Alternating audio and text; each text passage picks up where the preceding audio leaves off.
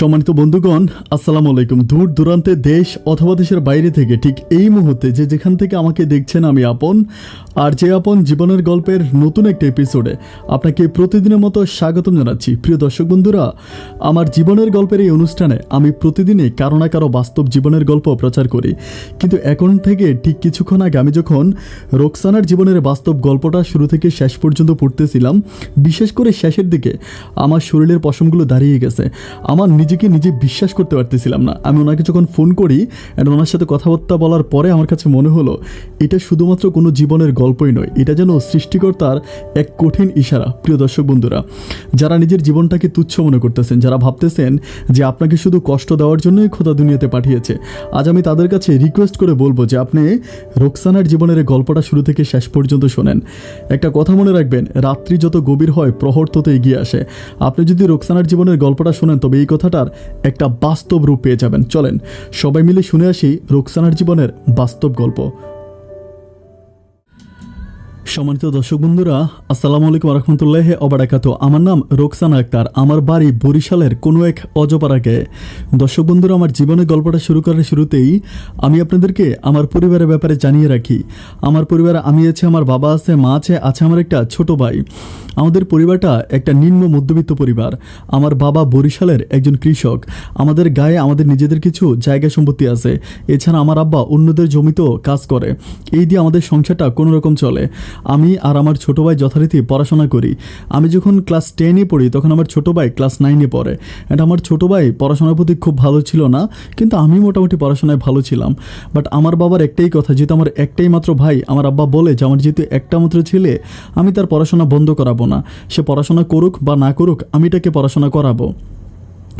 এই জন্য আমার ভাইয়ের প্রতি আমার আব্বার অনেক বেশি মনোযোগ। কিন্তু আমার ভাই প্রচুর পরিমাণ দুষ্ট, ও কোনো সময় একটুও পড়াশোনা করে না। অ্যান্ড শুনলে অনেকে অবাক হয়ে যাবেন, ওই সময় মানে সালটা ছিল 2013-র দিকে।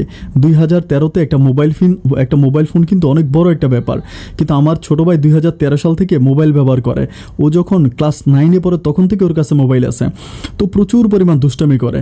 এভাবে যেতে যেতে একটা পর্যায়ে আমি এসএসসি পাস করি। অ্যান্ড এসএসসি পাস করে আমি একটা কলেজে ভর্তি হই। কিন্তু আমার ছোটো ভাইটা এসএসসিতে ফেল করে। ছোটো ভাইয়া এসএসসিতে ফেল করার পরে তখনও ও আর কলেজে ভর্তি হতে পারে না। অ্যান্ড আমার আব্বা ওর উপর প্রচুর পরিমাণ খেপে যায়, ওকে টাকা পয়সা দেয় না, ওকে ঘরে আসতে দেয় না। তো তখন আমার ছোটো ভাইটা বেশিরভাগ সময় বাইরে থাকে, মানে বন্ধু বান্ধবদের সাথে আড্ডা দিয়ে এভাবে দুষ্টামি করে। বাড়িতে আসে না, আব্বা আমার কথাও শোনে না। অ্যান্ড আমাদের সাথে ওর কোনো সম্পর্কও নাই। এভাবে বাইরে থাকতে থাকতে অনেক দিন কেটে যাওয়ার পরে একদিন ও আমাকে হঠাৎ করে বিকেলবেলা আমাকে ডাকে। ও কিন্তু আমাদের বাড়ির ভিতরে ঢুকতে পারে না, বাড়ি বাইরে থেকে আমাকে রোকসানা আপু বলে ডাকে। তো ডাকার পর আমি তখন বাইরে যাই, বললাম কিরে ভাই কী হয়েছে? আমাকে বলতেছে ও খুব কান্নাকাটি শুরু করে। আমাকে বলো আপু তুমি আমাকে একটু হেল্প করবা? আমি বলি আচ্ছা ঠিক আছে, কান্নাকাটি করতেছস কেন, কী হয়েছে, তো টাকা লাগবে? তো আমি কিন্তু আমার ছোটো ভাইটাকে প্রচুর ভালোবাসি। বাবা আমাকে কলেজে যাওয়ার জন্য যেই টাকা দেয়, মাঝে মাঝে টাকা বাঁচে আমার ছোটো ভাইটাকে দিই, কারণ আমি জানি যে আমার ছোটো ভাই ওর হাত খরচের জন্য কোনো টাকা পয়সা বাবা দেয় না। তো পরে আমাকে বলতেছে যে আপু একটা বিপদে পড়ছি, তুমি আমাকে একটু হেল্প করবা? আমি বললাম আচ্ছা ঠিক আছে হেল্প করবো, কী বিপদ আমাকে বল না। পরে বলতেছে আপু আমি তো একটা কাজ করে অনেক দিন ধরে এখন একটা ধরা খেয়ে গেছি, একটু ওরকম করে বলতে চায় না। আমি বলি যে তুই সংকোচ না করে আমার কাছে বল কী হয়েছে। তো আমাকে বলতেছে আপু আমি কিন্তু রং নাম্বারে বিভিন্ন ছেলেদের সাথে ফোনে কথা বলি। আমি বলি রং নাম্বারে তুই ছেলেদের সাথে কথা বলিস কেন? বলে যে আমি মেয়ে কণ্ঠ করে ছেলেদের সাথে রং নাম্বারে কথা বলি, অ্যান্ড কথা বলে ছেলেদের কাছ থেকে আমি টাকা পয়সা আনি, এইভাবে আমি আমার হাত খরচ চালাই। আমি বললাম কীভাবে? তখন ও আমার সাথে মেয়েদের মতো করে কথা বলে। অ্যান্ড ও যখন মেয়েদের মতো করে কথা বলে বোঝার কোনো উপায় নেই যে ও ছেলে, একদম অবিকল মেয়ের মতো গলা ওর। আমি তখন বলতেছিলাম যে তুই ট্রেনিং কার কাছ থেকে নিলে? আমাকে বলতেছে আপু এখন তো যা ট্রেনিং নিছে যাই করছে এখন তো বিপদে পড়ছে, একটু বাঁচাও। আমি বললাম কী বিপদে পড়ছিস তাইলে বল। পরে বলে বরিশাল শহরে একটা ছেলের সাথে ফোনে কথা বলি, এখন কথা বলতে বলতে ছেলেটা হচ্ছে আমার সাথে দেখা করতে চায়। আমি বললাম যে তো ঠিক আছে দেখা করতে চাইতেছে, তুই তো আর মেয়ে না, তুই তো ছেলে, তুই তার সাথে কথা বলা বন্ধ করে দে, তার সাথে কথা বলিস না। পরে বলতেছে আপু এটা না আমার অনেক ভালো একটা মক্কেল, এটার কাছ থেকে আমি অনেক টাকা পয়সা আনছি, সুতরাং আমি এটাকে হাতছাড়া করতে পারবো না। তাই আমি বলতাম যে তাইলে তুই আমার কাছে কী কইতেছস, আমার কাছে কি বলতে চাস? বলে কালকে বিকালে ছেলেটা আমার সাথে দেখা করতে আসবে, এখন তুমি যদি একটু কষ্ট করে আমার হয়ে ছেলেটার সাথে দেখা করো তাহলে আপু আমি ছেলেটার কাছ থেকে আরও টাকা পয়সা আনতে পারবো। আমি তখন তারে বলতেছি, তুই যে কাজগুলো করতেছস এগুলো কি ঠিক করতেছস, এটা কি ঠিক হইতেছে? আমারে বলে, আপু কি করব বলো, আমার তো হাত খরচে কোনো টাকা টুকা নাই। আমি তখন তারে বলি যে ঠিক আছে, হাত খরচের টাকা আমি তোরে দিব, তুই এই কাজগুলো করিস না। কিন্তু ও একবার আমার পা ধরে ফেলে কান্নাকাটি করে। আমাকে বলে, আপু তুমি একটা বারের জন্য খালি ছেলের সাথে দেখা করো, অ্যান্ড দেখা করার পরে তোমার আর কিছুই করা লাগবে না, সব কিছু আমি করব। আমি তখন বলি যে ছেলেটা তোর সাথে ফোনে কথা বলেছে, তখন তোর কণ্ঠ ছিল একরকম, অ্যান্ড আমি যখন ছেলের সাথে দেখা করবো তখন তো কণ্ঠ আরেক রকম হবে। তখন আমার ছোটো ভাই আমাকে বলতেছে যে আপু তুমি জানো না ওইটা একটা মক্কেল, আর মক্কেল যদি না হয় তাহলে কি আমাকে এত টাকা দেয়? এটা পুরোই মক্কেল, আপু ধরতে পারবে না প্লিজ। অ্যান্ড ছোটো ভাইয়ের কথাবার্তা শোনার পর আমি তখন তারা বলতেছি যে আচ্ছা ঠিক আছে, আমি দেখা করতে যাব, কিন্তু কোথায়? আমি কিন্তু দূরে কোথাও যাইতে পারবো না। পরে বলতেছে যে আমাদের এখানে একটা মাদ্রাসা আছে, তো বলে যে মাদ্রাসার ওইখানে গিয়ে তুমি দেখা করবা, অ্যান্ড আমি ওই ছেলেকে মাদ্রাসার ঠিকানাই দিব। আমি তখন তারা বলতেছি যে আচ্ছা ঠিক আছে। তো পরের দিন দুপুর প্রায় 2টার দিকে আমার ছোটো ভাই আবার আমাদের ওইখানে এসে আমাকে ডাকে। আমি সেদিনের কলেজে যাই না, যেহেতু আমাকে বলেছিল। তো আমি আসার পর আমাকে বলতেছে আপু চলো। আমি বললাম যে এখন যদি ছেলেটা মানে কী করে না করে, আমার না ভয় লাগতেছে। আমাকে বলে ভয় লাগার কিছু নাই, চলো। তো আমাকে নিয়ে যাওয়ার পরে মানে আমাকে মাদ্রাসার সামনে নিয়ে যাওয়ার পরে ও সরে যায়। আমি বললাম কিরে ভাইয়া তুই কেন সরে যেতেছিস? আমাকে বলতেছে আপু আমি কিন্তু ছেলেটাকে বলছিলাম যে আমি একা আসবো, অ্যান্ড ছেলে আমাকে একাই আসতে বলছে। আমি তখন তারে বলতেছি তুই আমার একা রেখে চলে যাবি? ও বলতেছে আপু কিচ্ছু হইব না, তুমি এখানে থাকো, ছেলেটা আসবে, আমি তো আশেপাশে আছি না। আমি বললাম যে আশেপাশে মানে বলে যে আমি আশেপাশে আছি, তুমি ছেলেটার সাথে কথাবার্তা বলে, বেশি কথা বলবা না, মানে 10-15 মিনিট কথা বলে তারপর ছেলেটাকে বিদায় করে দিবা। আমার তখন হাত পা থর করে কাঁপতেছিল। আমি চিন্তা করতেছিলাম যে আমি চিনি না জানি না আননোন একটা ছেলে আইসা আমাকে কি বলে। আমি তখন বলেছিলাম যে তোর নাম কি বলছিস? পরে বলতেছে আমি নাম বলছিলাম রুমা। ও বলে যে তুমি বলবা কিছু, তোমার নাম রুমা। আমি বললাম যে আল্লাহ জানে আজকে কি হয়। তো আমি অনেকক্ষণ ধরে দাঁড়ায় আছি, দেখি ছেলেটা আসতেছে না। আমার ছোটো ভাই কিন্তু মোবাইলটা আমার কাছে দিয়ে গেছে। তো যখন প্রায় আধা ঘন্টা পরে ছেলেটা আমাকে কল দিয়ে আমাকে বলতেছে যে রুমা তুমি কোথায়? আমি তখন বলতেছি আমি মাদ্রাসার সামনে আসি। এটা বলার পর ছেলেটা মাদ্রাসার সামনে একটা মোটর সাইকেলে করে আসে, ওর সাথে আরও 2টা ছেলে থাকে। এখন আসার পরে ছেলেটা আমার সামনে আসে, আমি তখন বোরকা পরে থাকি। আয়সা বলতেছে যে বোরকা খোলো, মানে আমাকে বলতেছে বোরকা খোলো। আমি তখন চিন্তা করতেছি আল্লাহ এটা কী কথা বলতেছে। আমি তখন আশেপাশে আমার ছোটো ভাইকে খুঁজতেছি, বাট আমার ছোটো ভাই কিন্তু আশেপাশে নাই। এরপর আমি বোরকার মুখোশ খুলি, অ্যান্ড মুখোশ খোলার পরে ছেলেটা বলতেছে মাশাল্লাহ তুমি তো দেখতে অনেক সুন্দর। তো আমি বলতেছিলাম যে আচ্ছা ঠিক আছে ভাইয়া আমি তাইলে চলে যাই। বলে চলে যাবো মানে আমি তোমার সাথে এত দূর থেকে দেখা করতে আসছি, তুমি আমার সাথে কথাবার্তা না বলে চলে যাবা? তো ছেলেটা আমাকে বলতেছে যে এই কথাবার্তা বলাই হবে, মানে কমের পক্ষে তো 1 ঘন্টা কথা বলতে হবে। আমি বলি 1 ঘন্টা? আমার পক্ষে 1 ঘন্টা কথা বলা সম্ভব না। তো তখন ওর আশেপাশের ছেলেগুলো আমার দিকে একটু কেমন করে যেন তাকাচ্ছে। আমার বুকের ভিতর তখন ধুরপুর করে কাঁপাকাঁপি শুরু করছে। আমি চিন্তা করতেছি আল্লাহ না জানি আমি এখনই ধরা খেয়ে যাই। অ্যান্ড অনেকক্ষণ পরে বলতেছে তোমার মোবাইল ফোনটা কই দাও তো। তখন আমার ছোটো ভাই যে মোবাইল ফোনটা আমাকে দিছিল, আমি ওই মোবাইল ফোনটা ছেলেটার হাতে দেওয়ার পরে ছেলেটা মোবাইল ফোনটা এরকম করে দেখতেছে। অ্যান্ড আমি তখন বলতেছি যে ভাইয়া ঠিক আছে আমি তাইলে এখন একটু চলে যাই, অ্যান্ড আপনি মোবাইল ফোনটা দিয়ে দেন। তখন বলতেছে না অ্যাটলিস্ট আমার সাথে 1 ঘন্টা থাকেন। আমি বলি যে না আমি আর থাকতে পারবো না। যখন আমি চলে যাচ্ছিলাম, অ্যান্ড তখন একটা ছেলে পিছন থেকে আমার হাত ধরে ফেলে। যখন পিছন থেকে এসে আমার হাত ধরে ফেলার পর আমি তখন একটু ভয় পেয়ে যাই। আমাকে বলতেছে বাটপারি বাদ দিয়া এখানে বয়, এরকম করে তুই করে সম্বোধন করতেছে। আমি তখন আমি আর আশেপাশে আমার ছোটো ভাইকে দেখতেছি যে কেউ নাই, মানে আমার ছোটো ভাই নাই। আর আমার তখন এত বুক কাঁপাকাঁপি করতেছে। আমাকে বলতেছে যে বাটপারি কয়দিন ধরে করতেছস? আমি তখন বলি যে ভাই আমি তো কোনো বাটপারি করি নাই, কেন আমাকে এগুলো বলতেছেন? তখন বলতেছে যে ওরা ওইখানে এখানে তো রাস্তার মতো ছিল, তখন ছেলেগুলো আশেপাশের আরও কিছু লোককে ডাকে, মানে আশেপাশের অনেকগুলো লোক আসে। এখন আসার পরে ছেলেরা আমাকে বলতেছে, মানে সবাইকে বলতেছে যে এই মেয়ে বিভিন্ন ছেলেদের সাথে ফোনে কথা বলে টাকা পয়সা নিয়ে আসে, অ্যান্ড অনেক ধরনের বাটপার, আমরা অনেক টাকা দিছি, এ দেখেন প্রমাণ। মানে আমাকে তখন ওরা প্রমাণ দেখায়, অ্যান্ড আমি দেখি যে আমার ছোটো ভাই ওই ছেলের কাছ থেকে প্রায় 13,000 টাকার মতো আনছে। আমি তখন আমি আর কিছু বলতে পারি না। অনেক লোকজন চলে আসে, অ্যান্ড সবাই এসে আমাকে ধরে, অনেক মহিলাও থাকে। তো সবার সামনে ছেলেগুলো আমাকে প্রচুর পরিমাণ অপমান করতেছে। তো বলতেছে এখন থানাতে ফোন করবো, পুলিশকে ফোন করবো, যদি বাঁচতে চাস তোর আব্বারে নিয়ে আয়। আমি তখন বলতেছি যে আমার আব্বা তো কোনো মোবাইল ফোন চালায় না, আমি আমার আব্বাকে কীভাবে আনবো? পরে ওইখানে একটা লোক থাকে, একটা ছেলে থাকে। তো ওরা বলতেছে যে এই ছেলেটাকে বল তোর বাড়ির ঠিকানা বল, এই ছেলেটা গিয়ে তোর বাবাকে ডেকে নিয়ে আসবে। তো আমাদের এখান থেকে আসলে আমাদের বাড়ি খুব বেশি দূরে না মাদ্রাসা থেকে। তো তখন আমি বলি যে আমাদের অমুক বাড়ি, আমাদের অমুক গ্রাম, অমুক বাড়ি। অ্যান্ড বলার পর একটা ছেলে গেছে সাইকেল থেকে, উনি গিয়ে আমার আব্বাকে বাড়ি থেকে নিয়ে আসে। নিয়ে আসার পরে আমার আব্বা তো আইসেই আমাকে মানে সবার সামনে এলোপাথারিকভাবে মারতে থাকে, মানে প্রচুর পরিমাণ আমাকে মারে। আমি তখন আব্বারে বলি যে আব্বা আমি তো মানে আমি আমার আব্বাকে কিন্তু আমার ছোটো ভাইয়ের কথা বলতেছি না, আমি জানি যে ছোটো ভাইয়ের কথা বললে বাবা আরও বেশি রেগে যাবে, আমি কোনো কিছু বলি না, জানি প্রচুর কান্না করতেছি। তখন আমার আব্বা বলতেছে কত টাকা দিছিলেন? তো তখন ওরা বলে যে 13,000 টাকা দিছিলাম। তো আমার আব্বা বলে যে ঠিক আছে আমি আপনাদেরকে 13,000 টাকা দিয়ে দিব, আপনি 2 দিন পর আমার বাড়িতে আইসেন, যেহেতু আমার বাড়িঘরের ঠিকানা পাইছেন, 2 দিন পর আইসে টাকাটা নিয়ে যান। তো এখন আমার মেয়েটারে ছাইরা দেন, যেহেতু আমার মেয়েটাকে বিয়ে দিতে হবে, আর একটা মেয়ে ওর এভাবে অপমান করবেন না। এরপর ছেলেগুলো আমাকে ছেড়ে দেয়, ছেড়ে দিয়ে ওরা কী করে হুন্ডা করে চলে যায়। অ্যান্ড চলে যাওয়ার পর আব্বা আমাকে বাড়িতে নিয়ে আসেন, বাড়িতে আনার পর আব্বা আমাকে প্রচুর মারে। আমার মনে হয় না যে জন্মের পরে বাবা আমাকে কখনো এভাবে মারছিল, আমার শরীরে পুরো মায়ের দাগ ফালাইয়া দেয়। আমি তখন কাঁদতে কাঁদতে চিন্তা করি ছোটো ভাইয়ের কথা শুনে আমি কত বড় বিপদে পড়ে গেলাম, আল্লাহ তুমি আমাকে এত বড় বিপদে পালাইলা। অ্যান্ড এভাবে আমি আর কলেজে যাই না 2 দিন, মানে আব্বা আমাকে পড়াশোনা বন্ধ করে দেয়। অ্যান্ড আব্বা আমাকে বলতেছে যে আব্বা আমাকে আর পড়াশোনা করাবে না। আমি আমার আব্বাকে বোঝানোর জন্য চেষ্টা করি ভিন্নভাবে, বাট আমার আব্বা কোনো কথাই শুনতে রাজি নাই। আমার আব্বা একটা কথাই বলতেছে যে আব্বা আমাকে দিয়ে আর পড়াশোনা করাবে না। অ্যান্ড তখন থেকে আমি আর পড়াশোনা করি না, আমি বাড়িতেই থাকি। অ্যান্ড ঠিক তারই 2 দিন পরে ছেলেগুলো বরিশাল থেকে আবারও হুন্ডা নিয়ে আসে। আসার পরে আমার আব্বা আমাদের বাড়িতে আসে। অ্যান্ড আমাদের বাড়িতে আসার আগে আমি কিন্তু আমাদের বাড়ির সামনে যারা গ্রামের মানুষ তারা চিনবেন, মানে গোবর দিয়ে মানে হচ্ছে লাঠির ভিতরে গোবর মিক্স করে এটাতে রোদে শুকানো হয়, এরপর এটা দিয়ে ভাত তরকারি রান্না করা হয়, আগুন জ্বালানো হয়। তো আমি এরকম গোবরের লাডি বলি এটাকে, আমরা গোবরের লাডি পাততেছিলাম। ছেলেগুলো আসার পর ওইখানে হুন্ডা থামানোর পর আমাকে ডাক দেওয়ার পর আমি যাই। আমি লজ্জায় তাদের সামনে যাইতে পারি না, বাট আমি নিচের দিকে তাকিয়ে থাকি। পরে ওইখানে একটা ছেলে থাকে, ছেলেটা আমাকে বলতে আছে যে মানে আপনার বাবা কোথায়? আমি বললাম আমার বাবা তো আছে, তো আপনাদের কি টাকা লাগবে? ঠিক আছে আপনারা আসেন, আমার সাথে আসেন, বাড়িতে যাই। আব্বা কিন্তু অলরেডি ওদের জন্য 13,000 টাকা জোগাড় করে রাখছে। এখন যাইতেছি তো একটা ছেলে আমাকে পিছন থেকে ডাইকা বলতেছে যে এই মেয়ে শোনো, তো বলে তোমার নাম কি? আমি তখন কোনো কিছু বলি না, বলে নাম কি বলো, তোমার কিছু করবো না। আমি বলি আমার নাম রোকসানা। তো বলে তুমি কিসে পড়ো? আমি বললাম যে আমি কলেজে পড়ি, অমুক কলেজে পড়ি। তো বলতেছে যে এখন সত্য কথা বলো, তাও তোমার কণ্ঠের সাথে তো ওই কণ্ঠটার মিল নাই, আমরা যে কণ্ঠের সাথে কথা বলতাম তোমার কণ্ঠের সাথে তো মিল নাই, তুমি আসলে কে? আমি তখন বলতেছিলাম ওদের কাছে আমি ঠিকই কথা বলি, তখন আর আমি লুকাই না। আমি বলি দেখেন ভাইয়া, আসলে আমার একটা ছোটো ভাই আছে, আমার ছোটো ভাই মেয়ের কণ্ঠ দিয়ে আপনাদের সাথে কথা বলছিল। তো আমাকে তখন ছেলেটা বলতেছে এই কথাটা আগে কেন বলো নাই, যেদিন মাদ্রাসার সামনে তোমাকে ধরছি সেদিন কেন বলো নাই? আমি বললাম সেদিন বলি না, আসলে খুব ভয় পেয়ে গেছিলাম, তো আমি তো গ্রামের মানুষ, আমার তো অত সাহস টাহস নাই ভাইয়া। পরে বলতেছিল যে আচ্ছা শোনো তোমার সাথে একটু কথা বলি। আমি তখন ওরা আমাকে তুমি করে সম্বোধন করে, আমাকে বলতেছিল যে মানে তুমি কিছু মনে করো না, অ্যান্ড আমরাও না তোমার কাছে অনেক বেশি ক্ষমা প্রার্থী। আমি বললাম যে না ক্ষমা চাওয়ার কী আছে, আমার ভাই যেহেতু ভুল করছে, অ্যান্ড আমার বাবা আছে ঘরে আছে, আসেন আপনারা টাকা নিয়ে যান। তো ছেলেটা বলতেছে না টাকা লাগবে না, আমি তোমার সাথে এখানে একটু দাঁড়ায় কথা বলি।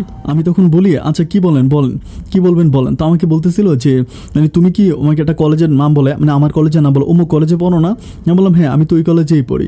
তো বলতেছে আচ্ছা আমি তোমার বাবার কাছ থেকে টাকা নিব না।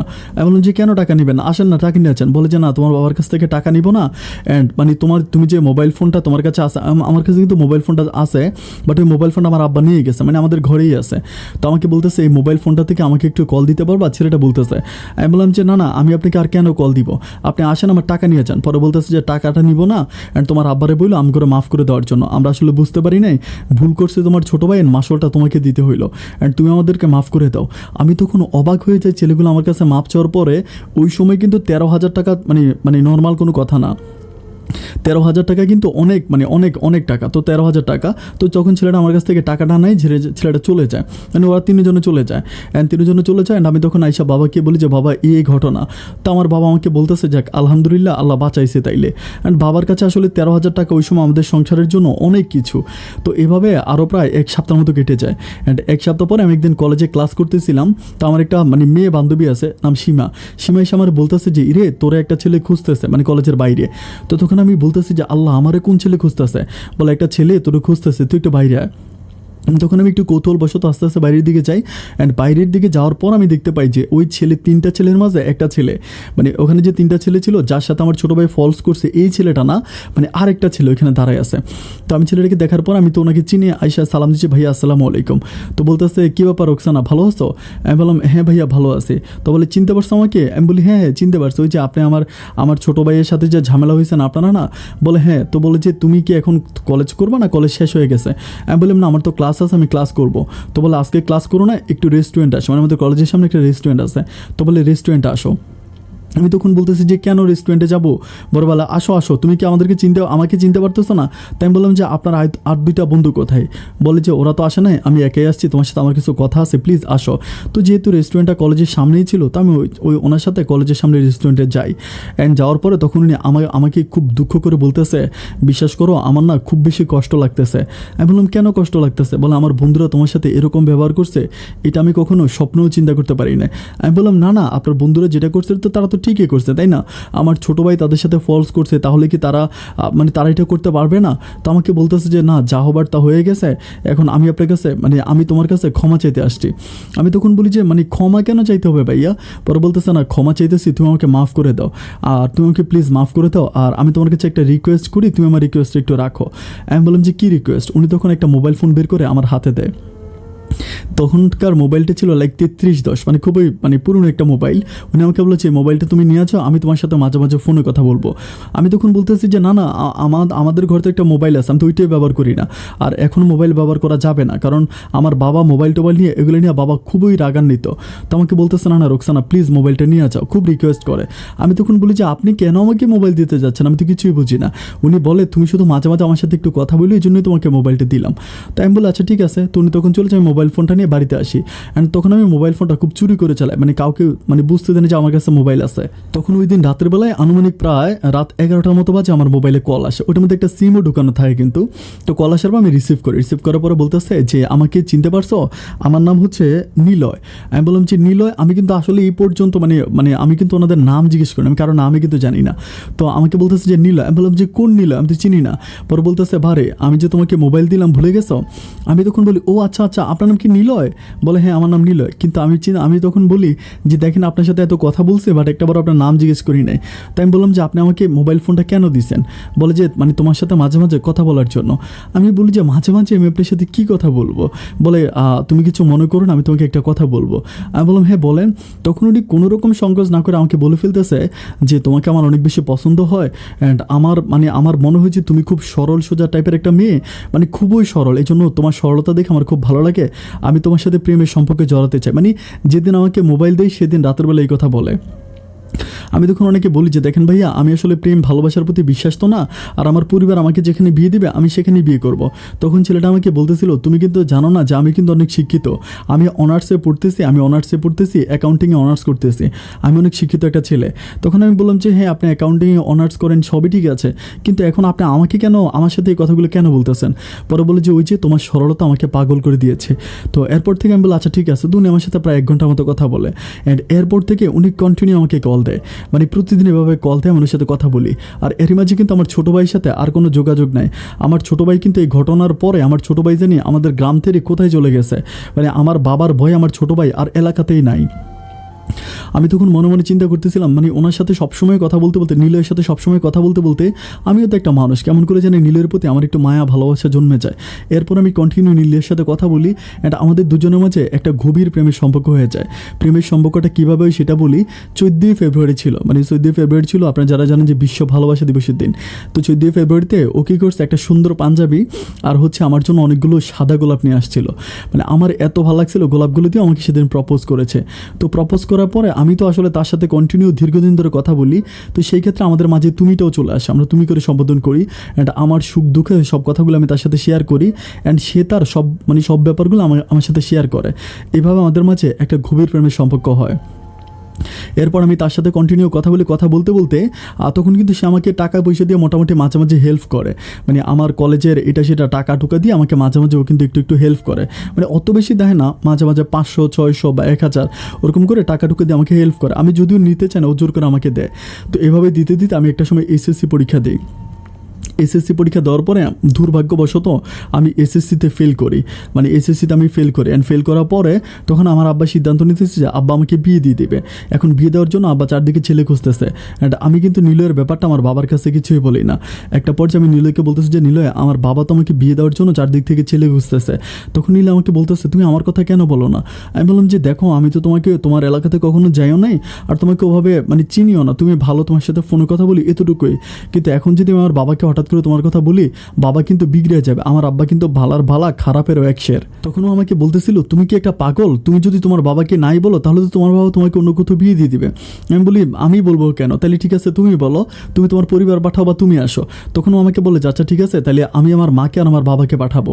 আমি বলি আচ্ছা ঠিক আছে পাঠাও। কিন্তু যেমন কথা তেমনই কাজ, ও ঠিক 2 দিন পরে ওর বাবা আমাকে আমাদের বাড়িতে পাঠায়। আমাদের বাড়িতে পাঠানোর পরে আমার বাবা মা সাথে আমাদের এলাকার একটা ঘটক নিয়ে আসে। মানে আমি আমাদের এলাকার একটা ঘটকের ফোন নাম্বার ওকে দিয়ে দিই, ও ওই ঘটকের সাথে কথাবার্তা বলে তারপরে ওই ঘটককে নিয়ে ওর আব্বা আমাকে নিয়ে আমাদের বাড়িতে আসে। আসার পর ও তখন ওর বাবা মা তখন বলে যে আমাকে এইভাবে সব কিছু বলে, বাট আমাদের মাঝে যে প্রেম ভালোবাসার সম্পর্ক সেটা কিন্তু বলে না। আমার আব্বাকে বলে যে আপনার মেয়েটাকে খুব পছন্দ হয়, আমার ছেলে আপনার মেয়েটাকে খুব পছন্দ করে, এখন আপনি যদি দেন তাহলে আপনার মেয়েটাকে আমি বউ সাজা নিয়ে যাবো। এটা হচ্ছে নীলয়ের বাবা মা বলে। তো একটা পর্যায়ে তখন ওনারা কিন্তু রাজি হয়, ওনারা কিন্তু রাজি হয়। রাজি হওয়ার পরে তখন আমার আব্বা চিন্তা করতেছিল ওদের বাড়ি কিন্তু অনেক দূরে, আমাদের বরিশালের ভিতরেই কিন্তু আমাদের একটা গ্রামের দিকে, অ্যান্ড ওদেরটা একটু শহর সাইডে, একটু শহরের দিকে। তো তখন আমার আব্বা মা বলতেছিল যে এত দূরে বিয়ে দিব। তো সবাই বলতেছিল যে ছেলেটা ভালো, অনার্সে পড়ে, শিক্ষিত, আর সব কিছুই ঠিক আছে, তাহলে ওর কাছে বিয়ে দিতে প্রবলেমটা কোথায়। তো সবাই যেরকমভাবে বললো একটা পর্যায়ে আমার আব্বা রাজি হয়ে যায়। কিন্তু এই পর্যন্ত আমার ছোটো ভাইয়ের কোনো খোঁজখবর নাই, আমার ছোটো ভাই কোথায় চলে গেছে ওর কোনো রকম খোঁজখবর পাওয়া যাচ্ছে না। তো এরপরে পারিবারিকভাবে নীলয়ের সাথে আমার বিয়ে হয়, অ্যান্ড বিয়ে হবার পরে অনেক ধুমধাম করে আমার আবার বিয়ে শাদী দেয়, একদম অনেক ধুমধাম করে। অ্যান্ড বিয়ে শাদী বিয়ে হওয়ার পর তখন আমি নীলয়দের বাড়িতে যাই। অ্যান্ড নীলয়দের বাড়িতে যাওয়ার পর আমার কাছে ব্যাপারটা অনেক বেশি ভালো লাগে। নীলয়ের হচ্ছে বাবা আছে, মা আছে, ওর হচ্ছে একটা ছোটো ভাই আছে, কিন্তু সবাই প্রচণ্ড রকম ভালো, আমার সাথে খুব ভালোভাবে ব্যবহার করে, খুব সুন্দর করে কথা বলে, ওরা প্রচুর ভালো, সবাই অনেক ভালো মানুষ। অ্যান্ড নীলয়ের বাবাও মাও তারাও আমার সাথে অনেক ভালোভাবে কথা বলে, আমার সাথে অনেক ভালো ভালো ব্যবহার করে। এভাবে আমার দিনগুলো সামনের দিকে অতিবাহিত হতেছিল। তো এভাবে প্রায় আমি এর মাঝে কিন্তু একটা ব্যাপার আমি বারবার বলি, আমার ছোটো ভাইয়ের জন্য কিন্তু আমার মনটা খুব কাঁদে। আমি সবসময় আমার ছোটো ভাইয়ের জন্য কান্নাকাটি করি। আমি আমার ছোটো ভাইটাকে ছোটোবেলায় অনেক আদর করে বড় করছি, কিন্তু আমার ছোটো ভাইটাকে আমি যখন পাই না, ও যখন কোথায় চলে যায়, আমি তখন বারবার দুঃখ করে বলি হাই রে, আমার কারণেই হয়তো আমার ছোটো ভাইটা আজকে কোথায় জেনে হারিয়ে গেল। অ্যান্ড ছোটো ভাইয়ের জন্য আব্বা আম্মাও খুব মন খারাপ করে। যাই হোক, এভাবে যেতে যেতে একটা পর্যায়ে তখন প্রায় আমার সাংসারিক জীবনে প্রায় 6 মাস থেকে 6.5 মাসের মতো কাটে। অ্যান্ড 6 থেকে 6.5 মাস পরে তো ওদের কিন্তু নীলয়দের একটা ঘর থাকে, একটা ঘর থাকে, এটা টিনের ঘর, টিন দিয়ে করা। তো টিনের ঘরে মাঝে মাঝে বৃষ্টি পড়ে, ঘরটা এরকম যে অনেক বড় একটা ঘর, অনেক ছোট কোনো ঘর না, অনেক বড় একটা ঘর। তো ঘরের মাঝে মাঝে মাঝে বৃষ্টি পড়ে, বৃষ্টি আসলে বৃষ্টি পড়ে। অ্যান্ড অত ভালো না। তখন নীলয় ওর আব্বা আম্মার সাথে সিদ্ধান্ত করতেছিল যে ও কিন্তু তখন অনার্সে পড়তো, অনার্সে পড়ে, ও কিন্তু কোনো চাকরি বাকরি করতেছে না। তো ওর ছোটো ভাইটাও কিন্তু পড়াশোনা করে, ও পড়াশোনা করে, ওর বাবা একটা বেসরকারি কোম্পানিতে বরিশালের দিকে একটা চাকরি করে। তো ওভাবে ওদের সংসারটা চলে। তো এখন ওরা সিদ্ধান্ত করলো যে ওরা ঘর বানাবে। তো নীলয় বলতেছিল যে ঘর বানাবে। এখন আমাকে বলতেছে যে রোকসানা, আমি তো একটা ঘর বানাবো, এখন তোমরা কি আমাকে কিছু টাকা পয়সা হেল্প করতে পারবা, ওরকম করে আমাকে বলে। আমি তখন বলি যে তুমি তো আমার আব্বাকে দেখছোই, তাই না, আমার আব্বার ইনকাম সোর্স সম্বন্ধে তুমি জানো, অ্যান্ড আমার আব্বার পক্ষে কি সম্ভব তোমাকে টাকা পয়সা দেওয়া। ও আমাকে বলতেছে যে খুব বেশি টাকা তো চাই না, অল্প কিছু টাকা দিলে আমি অন্তত ঘরের কাজটা করতে পারতাম। তো আমি বললাম যে কত টাকা। আমাকে বলে যে আপাতত 2 লাখ টাকা আইনা দাও। তো আমি বলি যে 2 লাখ টাকা কি আমার আব্বা দিতে পারবে। তো আমি বলি যে আচ্ছা ঠিক আছে, আমি আমার আব্বার সাথে কথা বলবো। তো এরপরের দিন আমি আমার আব্বার মোবাইলে, আমার নীলয়ের মোবাইল থেকে আব্বাকে ফোন করি। আব্বাকে বলি যে আব্বা, নীলয়রা তো ঘর ধরতেছে।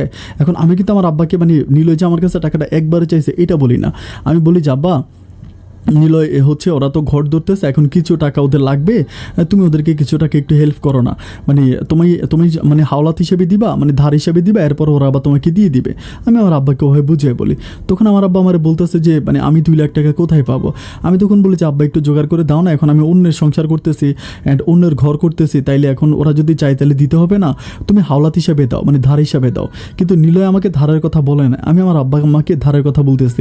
এরপর আমার আব্বা আম্মা বলতেছে আচ্ছা ঠিক আছে, আমরা ব্যবস্থা করে দিমুনি। আমার আব্বা মা এটা বলে, কিন্তু প্রায় আরও 15-16 দিনের মতো কেটে যায়, আমার আব্বা মা টাকা দেয় না। অ্যান্ড তখন নিলে আমার সাথে একটু করে যে তাদেরকে বলো না, এত করে তোমারে বললাম যে তুমি তো আমার কোনো কথাই শোনো না। এরপর যথারীতি আমি আমার আব্বাকে আবারও ফোন করি, বলি যে আব্বা, ওরা যে বলছিল টাকাটা দেওয়ার জন্য, তুমি কি আমার কথা শুনতেছো না। তো আব্বাকে একটু আমি একটু অন্যভাবেই বলি। পরে আব্বা বলতেছে যে আচ্ছা ঠিক আছে, আমি দেখতেছি। ওরা বলি যে সামনের সপ্তাহে আসার জন্য। তখন সামনের সপ্তাহে আমি আর নীলে হচ্ছে আমাদের বাড়িতে যাই। আমাদের বাড়িতে যাওয়ার পরে তখন আমি আব্বাকে যাই, যখন আব্বা আব্বা কি করে মানে 2 লাখ টাকা আব্বা জোগায় রাখে নীলে যাওয়ার পর আমার আব্বা নীলের হাতে 2 লাখ টাকা দেয় অ্যান্ড দিয়ে বলতেছে যে মানে আমার মেয়েটাকে আসলে মানে আমার মেয়েটা একটু অন্যরকম বোকাশোকা টাইপের, ওরে তুমি মানে দেখে রাখো অ্যান্ড এই টাকাটা আমি যেখান থেকে নিয়েছি তুমি বাবা 3 মাসের মধ্যে টাকাটা শোধ করে দেওয়া লাগবে, আমি খুব কষ্ট করে টাকাটা আনছি। তখন নীল যখন একটা কথা বলতে যায় আমি তখন নীলকে ইশারা দেয় মানে চোখ টিক মারি, তখন নীল কোনো কথা বলে না। দেন আমার আব্বা ঘরে ঢুকে যাওয়ার পরে নীল আমাকে বলতেছে ওই 3 মাস পরে টাকা দিয়ে দিব মানে। আমি বলি শোনো আব্বাকে যদি আমি একবারে বলতাম তাহলে তো আব্বা দিত না, আমি আব্বাকে একটু সাজায় বলছি যাতে 3 মাসের জন্য মানে আমি আব্বাকে বলছিলাম যেন ধার হিসাবে দেয়। ও আমাকে বলে আমি কি ধার হিসাবে টাকা চাইছি, ধার চাইলে তো আমি আমাদের এলাকা থেকে পাইতাম, এখান থেকে আমার ধার নেওয়ার দরকার কি। আমি তখন বলতেছিলাম যে দেখো পাগলামি করো না, মানে একটু বোঝার জন্য ট্রাই করো, সব ঠিক হয়ে যাবে, তুমি তো টাকাটা নিয়ে আসো, এরপর আমি ম্যানেজ করবো। তো তখন 2 লাখ টাকা নিয়ে আমরা একটা রাত থাকেন, পরের দিন সকালবেলা আমরা চলে আসি। যখন চলে আসি বরিশালে, যখন আসার পরে দেন ও মানে ওই এটা দিয়ে কাজ করতেছে, কাজ ধরতেছে। তো তখন মানে একটু বৃষ্টির জন্য ছিল, মানে বৃষ্টি আসতেছে, ওভাবে আসলে প্রপারলি কাজ করা যায় না, মানে প্রতিদিন কাজ করা যায় না। একটা পর্যায়ে প্রায় 3 থেকে 4 মাস কেটে যায়। 4 মাস কেটে যাওয়ার পর আমার আব্বা তখন আমাকে বলতেছিল যে কিরে মা টাকাটা দিবি না, অ্যান্ড আমি যার কাছ থেকে টাকা নিচ্ছি উনি তো টাকার জন্য বারবার প্রেশার দিতেছে। আমি তখন খুবই কান্নাকাটি করে আমার আব্বাকে বলি যে আব্বা টাকাটা ফিরিয়ে দেবো কোত্থেকে, আসলে আমি তো তোমার কাছে মিথ্যে বলছিলাম, টাকা তো নিল আমার কাছে একবারের জন্য চাইছে, আমি তখন কী করবো আব্বা, আমার তো করার কিচ্ছু নাই। আমার আব্বা তখন আমাকে বলতেছে তুই কী কইতাছস। আমি বলে বাবা তুমি যেমনি পারো ম্যানেজ করো, এখন আমার সংসারটা যদি টিকাইতে হয় তাহলে তো আমার আর কিছু করার নাই। অ্যান্ড আব্বা আম্মা তখন প্রচুর মন খারাপ করার পরে অ্যান্ড তারা তখন বলতেছে যে আচ্ছা ঠিক আছে। তো এইভাবে দিনগুলো সামনের দিকে যাচ্ছে, নীল একটা ঘর ধরার পরে তো ঘরের কাজটা প্রায় শেষের দিকে ওই সময় আমি বাচ্চা কনসেপ্ট করি অ্যান্ড দেন হচ্ছে আমার একটা ছেলে বাবু হয় কিন্তু মানে ছেলে বাবুটা হওয়ার পরে হয় না যে মানে শ্বশুর শাশুড়ি থেকে শুরু করে আমার একটা মানে দেবর আছে বা সবাই আমাকে একটু টেক কেয়ার করবে বা যত্ন করবে, ওরকম কিছুই করে না। মানে আমার বাচ্চা যেদিন হবে আমি সেদিনও কাজ করি, মানে ঘরের কাজ, মানে ঘরের যারা ঘর দিয়েছেন তারা জানেন ঘরের বিভিন্ন রকমের কাজ থাকে, আমি প্রচুর পরিমাণ কাজ করি, আমি কারো কাছে বিন্দু পরিমাণ সিম্প্রিতি বা ভালোবাসা পাই না। এভাবে কাজ করতে থাকি। তখন আমার ছেলেটা হওয়ার পরে ছেলেটা মোটামুটি একটু বড় হয় দেন একটু বড় হওয়ার পরে এখন মানে ওই ছেলেটা একটু বড় হয়, তখন নিলয়েরও প্রায় পড়াশোনা শেষের দিকে, নিলয় অনার্স কমপ্লিট করে ফেলে। অনার্স করার পরে দেন নিলয়ের ঘরটাও মোটামুটি কমপ্লিট হয়ে যায়। দেন তখন হচ্ছে নিলয় চাকরির জন্য মানে বিভিন্ন জায়গায় চাকরির জন্য দৌড়াদৌড়ি করতেছে, ঢাকাতে যাচ্ছে, এখানে যাচ্ছে, ওখানে যাচ্ছে, চাকরি খুঁজতেছে। আসলে ওর কোথাও ওভাবে ভালো চাকরি হয় না। অ্যান্ড সবশেষ হচ্ছে ঢাকাতে একটা বেসরকারি ব্যাংকেও চাকরি হয়, মানে বেসরকারি ব্যাংকে ও ইন্টারভিউ দেওয়ার পর ইন্টারভিউতে টিকে এরপর ওর চাকরি হবে। কিন্তু সবচেয়ে দুঃখজনক ব্যাপার হচ্ছে ওখানে ঘোষ লাগবে, অ্যান্ড ঘোষ 1 টাকা 2 টাকা না 12 লাখ টাকা ঘোষ লাগবে। তো এখন 12 লাখ টাকা ঘোষ লাগবে। এখন ওরা কী করে, ওদের মানে নীলের দিকে কিন্তু মোটামুটি জায়গা সম্পত্তি আছে, মানে জায়গা সম্পত্তি বলতে মানে বাড়ির ভিতরে একটু জায়গা আছে, একটু মানে বাড়তি জায়গা আছে। তো তখন 12 লাখ টাকা লাগবে, ওরা কী করে মানে বিভিন্ন জায়গায় টাকা খুঁজতে থাকে, ওদের জায়গা কিন্তু বিক্রি করে না, জায়গায় বিক্রি না করে বিভিন্ন জায়গায় টাকা খুঁজতে থাকে। তো টাকা খুঁজতে একটা পর্যায়ে আমাকে এসে ধরে বলতেছে যে তুমি তোমার আব্বাকে বলো টাকা দেওয়ার জন্য, আমাকে বলে। আমি তখন বলি যে আমার আব্বার পক্ষে কি টাকা দেওয়া সম্ভব, তা 12 লাখ টাকা। আমাকে বলে সম্ভব না কেন, তোমাদের তো জায়গা সম্পত্তি আছে।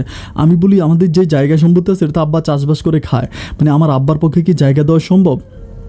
এছাড়া আমি আরেকটা ব্যাপার বলে রাখি, এখানে কিন্তু আমি যে 2 লাখ টাকা নিলয়কে দিয়েছিলাম, আমার আব্বা কিন্তু সবশেষ হচ্ছে জায়গা বিক্রি করে 2 লাখ টাকা সুদ করছে, আব্বা জায়গা বিক্রি করছে, এরপর আব্বা ওই 2 লাখ টাকা সুদ করছে। তো আমি নিলয়কে বলতেছিলাম যে দেখো আমার পক্ষে আসলে কোনোভাবেই টাকা দেওয়া সম্ভব না, অ্যান্ড তুমি আমার পরিবারের ব্যাপারটা সব কিছু বুঝতেছো। তো সে আমাকে বলতেছে যে মানে তুমি আমাকে টাকা দিতে হবে, টাকা না দিলে কীভাবে হবে। অ্যান্ড তখন তার বাবা মা অ্যান্ড তার ছোটো ভাই মানে সবাই আমার সাথে একটু খারাপ ব্যবহার করতে থাকে, মানে প্রচুর পরিমাণে খারাপ ব্যবহার করে, মানে আমার সাথে কথায় আমার গায়ে পর্যন্ত হাত তোলে, অ্যান্ড আমার ছেলেটার গায়ে পর্যন্ত হাত। আমার ছেলেটা তখন একটু বড় হয়, আমি তখন সবার কাছে বলি যে আপনারা আমার সাথে এরকম কেন করতেছেন, কই বিয়ের সময় তো আপনার সাথে আমার এরকম কোনো কথা হয়নি যে আমি আপনাদেরকে যৌতুক দিব। যখন আমি যৌতুকের কথা মুখ থেকে বের করি তখন নীলের মা দৌড়ে আসে, মানে দৌড়ে একটা ঝাড়ু নিয়ে এসে আমাকে অনেকগুলো বাড়ি দিয়ে ফেলে, বাড়ি দিয়ে বলতেছে যে ওই আমরা কি তোর কাছে যৌতুক চাইছি। আমি বললাম তাহলে যৌতুক নিলে আপনারা কেন আমার উপরে বারবার টাকার জন্য প্রেশার দিতেছেন।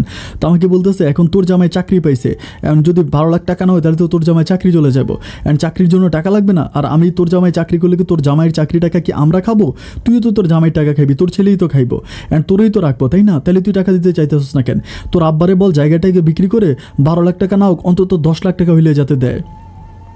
আমি তখন মনে মনে চিন্তা করি 10 লাখ টাকা তো দূরের কথা, আমার আব্বা 10,000 টাকাও দিবে না। অ্যান্ড আমার আব্বা দিলেও আমি আব্বার কাছ থেকে আনবো না, কারণ ওরা, আমি দেখেছি যে ওরা একটু লুবি টাইপের, মানে সবসময় এরকম প্রেশার দিয়ে দিয়ে টাকা পয়সা নিয়ে যায় আমার কাছ থেকে। অ্যান্ড এরই মাঝে কিন্তু আমি আরও 5,000, 2,000, 3,000 মানে সবসময় আমার আব্বার কাছ থেকে এনে এনে দিই। তখন আমি বলতেছিলাম যে আমার যত যাই হোক আমি টাকা দিব না। অ্যান্ড ওরা তখন আমার উপরে প্রচুর পরিমাণ অত্যাচার করে, আমার খাওয়া দাওয়া পর্যন্ত বন্ধ করে দেয়, মানে রান্না বান্না করে না, খাওয়া দাওয়া করে না, মানে ওরা জানি কেমন হয়ে যায়, মানে প্রত্যেকটা মানুষ, মানে নিলয় পর্যন্ত পুরো চেঞ্জ হয়ে যায়। আমি তখন নিলয়কে বলেছি, নিলয় তোমার কি মনে আছে তুমি আমাকে ভ্যালেন্টাইন্স ডেতে হচ্ছে সাদা গোলাপ দিয়ে প্রপোজ করছিলা, কত ইমোশনালি ওর সাথে আমি কথাবার্তা বলি। ও আমাকে একটা কথাই বলে, এখন কি করবো, আমার টাকা লাগবে, টাকা না হলে তো আমার চাকরি হইতেছে না, অ্যান্ড আমি চাকরি না করলে আমার পরিবারকে চালাবো কীভাবে? আর সবচেয়ে বড় কথা হচ্ছে এত কষ্ট করে পড়াশোনা করেছি, যদি চাকরিটা না পাই তাহলে সংসারটা চলবে কী করে? অ্যান্ড আমার পড়াশোনা সব কিছু তো বৃথা গেল। আমি তখন নিলয়কে বলতেছি যে নিলয় তুমি কি আমাকে একটা সত্য কথা বলবা? আমাকে বলে যে কী সত্য কথা? আমি বললাম তুমি তো অনার্স পাস করেছো তাই না, গ্র্যাজুয়েশন কমপ্লিট করা একটা ছেলে। আমাকে বলে হ্যাঁ। আমি বলি তুমি যে গ্র্যাজুয়েশন কমপ্লিট করেছো, তুমি কি কোনো দিন কোনো বইয়ের মধ্যে পাইছো যে এভাবে বইয়ের কাছ থেকে যৌতুক নেওয়া, এটা কি তুমি পাইছো? তখনও আমাকে সেম কথাটাই বলে, মানে তুমি কেমন কথা বলতেছো, আমি যৌতুক নিতে যাবো কেন? আমি বলি তো এটা যৌতুক নয় তো কি, মানে আমার বাবা কিন্তু তোমাকে টাকা দিতে পারবে না। তখন তারা মানসিকভাবে আমার গায়ে হাত তোলে, মানে আমার গায়ে হাত তোলে, আমাকে বাইদা রাখে, মানে আমার উপরে এত পরিমাণ অত্যাচার করে আমি মুখে বলে শেষ করতে পারবো না। জিব্বায় কামড় দিয়ে আমার ছেলেটাকে বুকে জড়িয়ে ধরে আমি আমার দিনগুলো পার করতেছি, আর আমি চিন্তা করতেছি আল্লাহ হয়তো একটা ভালো দিন দিবে, আল্লাহ হয়তো একটা ভালো দিন দিবে। এভাবে প্রায় আরও 1 থেকে 1.5 মাসের মতো কেটে যায়। অ্যান্ড তখন নিলয়ও খুব কান্নাকাটি করে, ওর আব্বা আম্মাও তো প্রচুর পরিমাণ করতেছে যে টাকা ছাড়া এখন ওর চাকরি হবে না, ওর তো চাকরিটা দরকার, টাকা ছাড়া তো আর চাকরি হবে না। অ্যান্ড এখন ও যদি টাকা দিতে না পারে, প্রায় লাস্ট হচ্ছে আর 15 দিন সময় আছে, এই 15 দিনের ভিতরে যদি টাকা জোগায় চাকরিটা লইতে না পারে তাহলে হয়তো ওর চাকরিটা চলে যাবে, ওতে ভাইতে টিকছে, ইন্টারভিউতে টিকছে, ওইগুলো আর কোনো মূল্য রইবে না। তো তখন মানে নিলয়ের মা আমাকে মানে প্রায় আরও 2 থেকে 3 দিন পরে একদিন নিলয়ের মা আমার সাথে খুব ভালো ব্যবহার করতেছে, মানে খুবই ভালো ব্যবহার করতেছে, এত ভালো ব্যবহার করতেছে আমি খুব অবাক হয়ে যাই। এই মহিলাটা আমার সাথে সারাক্ষণ ঝগড়া করে, অথচ আজকে কেন এত ভালো করে কথা বলতেছে, মানে ভীষণ ভালো করে কথা বলতেছে। আমাকে বলতেছে মারে তোর একটা কথা বলি, তুই তো আমার মেয়ে, যাই হোক মা তো মেয়ের সাথে ঝগড়া করে, অ্যান্ড মানে আমাদের মাঝে অনেক কিছু হয়েছে, কিন্তু দেখ মা আমি তোর আমার নিজের মেয়ের মতো মনে করি, আজকে আমি তোর কাছে একটা জিনিস চাইবো, তুই আমারে মানে নিরাশ করতে পারবি না, ওরকম করে বলে। আমি তখন বলি যে মানে নিরাশ করতে পারবো না, মানে আপনারা কি বলতেছেন, আপনাদের কথা আমি কিছুই বুঝতেছি না। পরে আমাকে বলতেছে যে আমি তোর কাছে একটা জিনিস চাইবো, তুই আজকে আমাকে দেওয়াই লাগবে। আমি বলি আচ্ছা ঠিক আছে দিব, কিন্তু কি বলেন না। আমাকে বলতেছে আমি নিলয়কে আরেকটা বিয়ে করাবো, তুই আমাকে অনুমতি দিবি।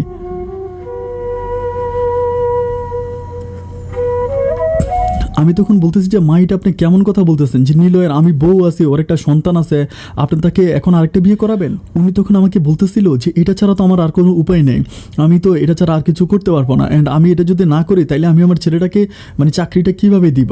আমি তখন বলি যে মানে আপনার ছেলে চাকরি করার জন্য আপনি আপনার ছেলেকে আরেকটা বিয়ে করাবেন? পরে বলতেছে হ্যাঁ বিয়ে করাবে। তো আমি বলি যে এই বাংলাদেশে কোথায় আপনি এমন মেয়ে পাবেন যে বিয়ে করাইলে 12 লাখ টাকা আপনাদেরকে দিয়ে দিবে? তখন উনি বলতেছে যে আমার শ্বশুর বাড়ির পাশের বাড়ির একটা মেয়ে আছে, যার জামাই আগে সৌদি আরবে থাকতো, জামাই নাকি মারা গেছে, মানে জামাইটা মারা গেছে, ওই মহিলারও একটা ছেলে আছে, মানে ছেলে থাকা অবস্থায় জামাই মারা গেছে, অ্যান্ড জামাইয়ের কাছ থেকে মানে সৌদি থেকে উনি অনেকগুলো টাকা পাইছে, এবং ওনার পারিবারিকভাবে অনেক বেশি টাকা পয়সার মালিক। আমাকে বলতেছে যে মানে ওনার নাম হচ্ছে নাজমা। পরে বলতেছে আমরা নাজমাকে আবার নিলয়কে বিয়ে করাবো। আমি তখন বলতেছি যে মা এটা আপনি কেমন কথা বলতেছেন? পরে বলতেছে যে তুই একটু আইনিভাবে ঝামেলা হইতে পারে, তুই একটু আমার অনুমতি দে। আমি তখন বলতেছি যে মা দেখেন এটা আমার পক্ষে কোনোদিনও সম্ভব না, আমি পারবো না এই কাজটা করতে, কারণ আমি নিলয়কে ভালোবেসে বিয়ে করেছি, আমি এই কাজটা করতে পারবো না। আমি যখন নিষেধ করেছি আমি পারবো না, তখন তারা আমার উপরে খুবভাবে অত্যাচার করে, আমাকে আগুনের পর্যন্ত সেক দেয়, আমাকে খাবার দেয় না, যথারীতি আমার গায়ে হাত তোলে। মানে একটা মানুষকে কিভাবে অত্যাচার করা যায়, ওদের এমনভাবে আমার উপর অত্যাচার করে, আমি আসলে কাউকে ভুলই বুঝাইতে পারবো না। আমি আমার এই দুঃখের কথাগুলো কারো কাছে বলতে পারি না, আমার বাবা মাকে বলতে পারি না, আমার কাউকেই বলতে পারি না। এরই মাঝে আমার ছোটো ভাই, আজ পর্যন্ত আমার ছোটো ভাইয়ের আর কোনো দেখা নাই, ছোটো ভাই কোথায় চলে গেল, ছোটো ভাইকে আর খুঁজে পাওয়া যাচ্ছে না। তো আমি প্রচুর পরিমাণ মানে কান্নাকাটি করি, বাট আমার কান্নাকাটি আল্লাহর আরশ কাঁপে, আমার শ্বশুর শাশুড়ি আর আমার স্বামীর অন্তরটা কাঁপে না। আমি আল্লাহর কাছে কাঁদে প্রতিদিন তাহাজ্জুদের নামাজ পড়বো, কাঁদে বলি আল্লাহ আল্লাহ তুমি একটু রহমত করো, আল্লাহ তুমি একটু রহমত করো। আমি যতই রহমত চাইতেছি, বাট আমি বুঝতে পারতেছিলাম না যে ওরা আমার উপরে মানে এমনভাবে অত্যাচার করে, আমাকে করতেছে, এখন একটা পর্যায়ে আমার ছেলেকে অত্যাচার করতেছে, মানে আমার ছেলের উপর অত্যাচার করে। তো এরপরে এভাবে আরও 2 থেকে আরও 4-5 দিনের মতো কেটে যায়। 4-5 দিন পরে ওরা ঘরোয়াভাবে একটা মিটিং ডেকে আমাকে ওই মিটিংয়ে ডাকে বলতেছে যে মানে নিলয়ের বাবা বলতেছে, বৌমা দেখো তোমাকে তো অনেকভাবে বললাম, তুমি টাকাও দিতে পারবা না, এখন টাকা আমরা অন্য কোথাও পাইছি, তুমি আমাদেরকে সাহায্য সহযোগিতা করবা না, তো তোমারে বিয়ে করাইছি আমার ছেলেরে, যাই হোক আলহামদুলিল্লাহ সব কিছুই ঠিক আছে। এখন আমরা একটা সিদ্ধান্ত নিছি, সিদ্ধান্ত হচ্ছে যে আমরা এখন মানে আমরা নিলয়কে যেখানে বিয়ে করাবো ওখান থেকে আমরা প্রায় 12 লাখ টাকার মতো আমরা পাবো। 12 লাখ টাকা ওই মেয়ে আমাদেরকে দিবে নিলয়ের চাকরির জন্য, অ্যান্ড আমরা তখন ওইখান থেকে 2 লাখ টাকা তো দিয়া তোমাকে তালাক করাই দিব। আমার বলতেছে যে ওইখান থেকে মানে আমার কাবিন হয়েছিল 2 লাখ টাকা, আমার কাবিন 2 লাখ টাকা, পরে বলতেছে ওইখান থেকে 2 লাখ টাকা দিয়া আমরা তোমার তালাক করে দেবো, এটা বলতেছে। তো আমি বলতেছিলাম যে আব্বা ঠিক আছে, আমি যে আপনাদেরকে 2 লাখ টাকা দিলাম, আমার 2 লাখ টাকা কোথায়? আপনাদের ঘর দেওয়ার সময় আপনাদেরকে 2 লাখ টাকা দিলাম না? এটা বলার পরে তখন নিলয়ের মা এসে আমার চুলের মুঠি ধরে আমাকে ইচ্ছা মতো মারে, মানে ওর বাবার সামনে, ওর ছোটো ভাইয়ের সামনে, এবং মানে ওর মানে আমাকে কেউ কিছু, উনি আমাকে ইচ্ছা মতো মারার একটা পর্যায়ে আমি তখন খাটের উপর শুয়ে বলি যে আল্লাহর গজব আপনাদের উপরে পড়বো। আমি যদিও আপনাদেরকে ক্ষমা করি, কিন্তু আল্লাহ আপনাদের কোনো দিনও ক্ষমা করবে না, আল্লাহর গজব আপনাদের উপরে পড়বে, খালি অপেক্ষা করেন, আমি নিজের চোখে আপনাদেরকে গজব দেখা যাবো। এটা বলার পরে তখন ওনারা কী করে চলে যাওয়ার পরে নিলয় তখন রাতের বেলা এসে আমাকে বলতেছিল যে দেখো মানে আমার বাবা যে কথাটা বলেছে, বাবা কিন্তু এই কাজটা করে ফেলবে, আমার কিন্তু কিছুই করার নাই। আমি বললাম যে তোমার বাবা তো আমাকে বিয়ে করে নাই, তুমি আমাকে বিয়ে করছো, তুমি আমাকে কি বলো? তখন সে আমার মাথায় হাত বুলি দিয়ে বলতেছে, শোনো আমি তোমাকে অনেক ভালোবাসি, আমি তোমাকে অনেক বেশি ভালোবাসি, তুমি আমার বউ, অ্যান্ড আমি যদি দ্বিতীয় বিয়ে করি তো সেই বিয়েটা করব শুধুমাত্র টাকার জন্য, অ্যান্ড আমি শুধুমাত্র টাকার জন্য, আর আমি আমার দ্বিতীয় বউর চেয়েও তোমাকে অনেক বেশি ভালোবাসবো, অ্যান্ড তুমি আমার ছেলেটার মুখের দিকে তাকে আমি যদি তোমাকে ছেড়ে দিই আমার ছেলেটাও এতিম হয়ে যাবে। ও তখন আমার ছেলেটাকে করে নিয়ে কান্না করে বলে প্লিজ তুমি অনুমতি দাও। তখন আমার কাছে খুবই কান্নাকাটি করে, অ্যান্ড কান্নাকাটি করার পর আমি তখন চিন্তা করি আল্লাহ এই দুনিয়াতে আমাকে গরিব বানিয়ে সৃষ্টি করেছে, এটাই হচ্ছে আমার সবচেয়ে বড় পাপ, এটি হচ্ছে আমার সবচেয়ে বড় অন্যায়, আল্লাহ আমাকে কেন এই দুনিয়াতে গরিব বানায় সৃষ্টি করলো? আমার তখন আল্লাহর উপরে খুব রাগ লাগে, অ্যান্ড একটা পর্যায়ে আমি তখন রাতের বেলায় নিলয়কে বলি যে নিলয় আচ্ছা ঠিক আছে, তাহলে ঠিক আছে তুমি বিয়ে করো, আমার কোনো আপত্তি নাই। তখন ওরা কী করে, দিনের বেলা আমার কাছ থেকে একটা কাগজের সিগনেচার নেয়, নেওয়ার পরে ঠিক তারই 3 দিন পরে আমার ঘরে নিলয়ের বউ আসার পরে তখন ওরা কী করে, একটা রুমের ভিতরে নিলয়ের জন্য বাসর ঘরটা রেডি করে, সব কিছু রেডি করে।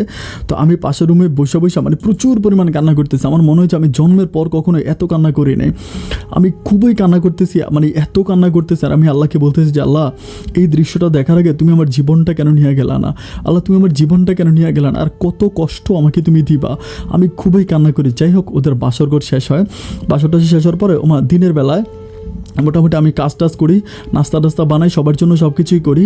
কিন্তু এভাবে আরও কয়েকটা দিন কাটার পর আমি যে ব্যাপারটা দেখতেছি, মানে আচ্ছা এর মাঝে কিন্তু নিলয়ের চাকরিটা হয়ে যায়, নিলয় গোষ্ঠুস দিয়ে চাকরি ঠিক করে ফেলে, চাকরি ঠিক করে নিলয় তখন ঢাকাতে চলে যায়। তো একই বাড়িতে আমিও থাকি, আমার ওই সতীন যার নাম হচ্ছে নাজমাও থাকে, আমার আব্বা আম্মা সবাই থাকতেছে। কিন্তু একটা ব্যাপার আমি খুব খেয়াল করে দেখি যে আমার শ্বশুর শাশুড়ি কোনোভাবেই আমার উপরে ওদের অতটা টান ভালোবাসা নাই, ওরা মানে সমস্ত ভালোবাসা ওনাদের ওই মানে ছোটো বউয়ের উপরে, মানে ছোটো বউকে নিয়ে এখানে যায় ওখানে যায়, ছোটো বউয়ের জন্য বাজার করে নিয়ে আসে, কারণ হচ্ছে ওর কাছে টাকা আছে, ও প্রচুর পরিমাণ টাকা দেয়, মানে নাজমার কাছে টাকা আছে, নাজমা টাকা দেয়, মানে আমার শ্বশুর শাশুড়িকে টাকা দেয়, অ্যান্ড শ্বশুর শাশুড়িকে টাকা দিলেই শ্বশুর শাশুড়ি মানে মহা খুশি। তারপর আমার দেবর আছে, আমার দেবরে টাকা দেয়, মানে ও টাকা দিয়ে পুরো বংশটাকে কিনে নিছে। ও কিন্তু দেখতে অতটা সুন্দর না, মানে ও কিন্তু একদম মানে কালো অ্যান্ড খাটো, মানে একেবারে বিশ্রী চেহারা। এরপরও আমার বাবা মা সারাদিন, মানে আমার শ্বশুর শাশুড়ি সারাদিন ওকে নিয়ে ঘুরে, মানে যেখানেই যাবে সবার কাছে পরিচয় করাই দেবে যে এটা আমার ছেলের বউ, এটা অমুক, এটা সমক, মানে সবার কাছে ওর পরিচয় করাই দেয়।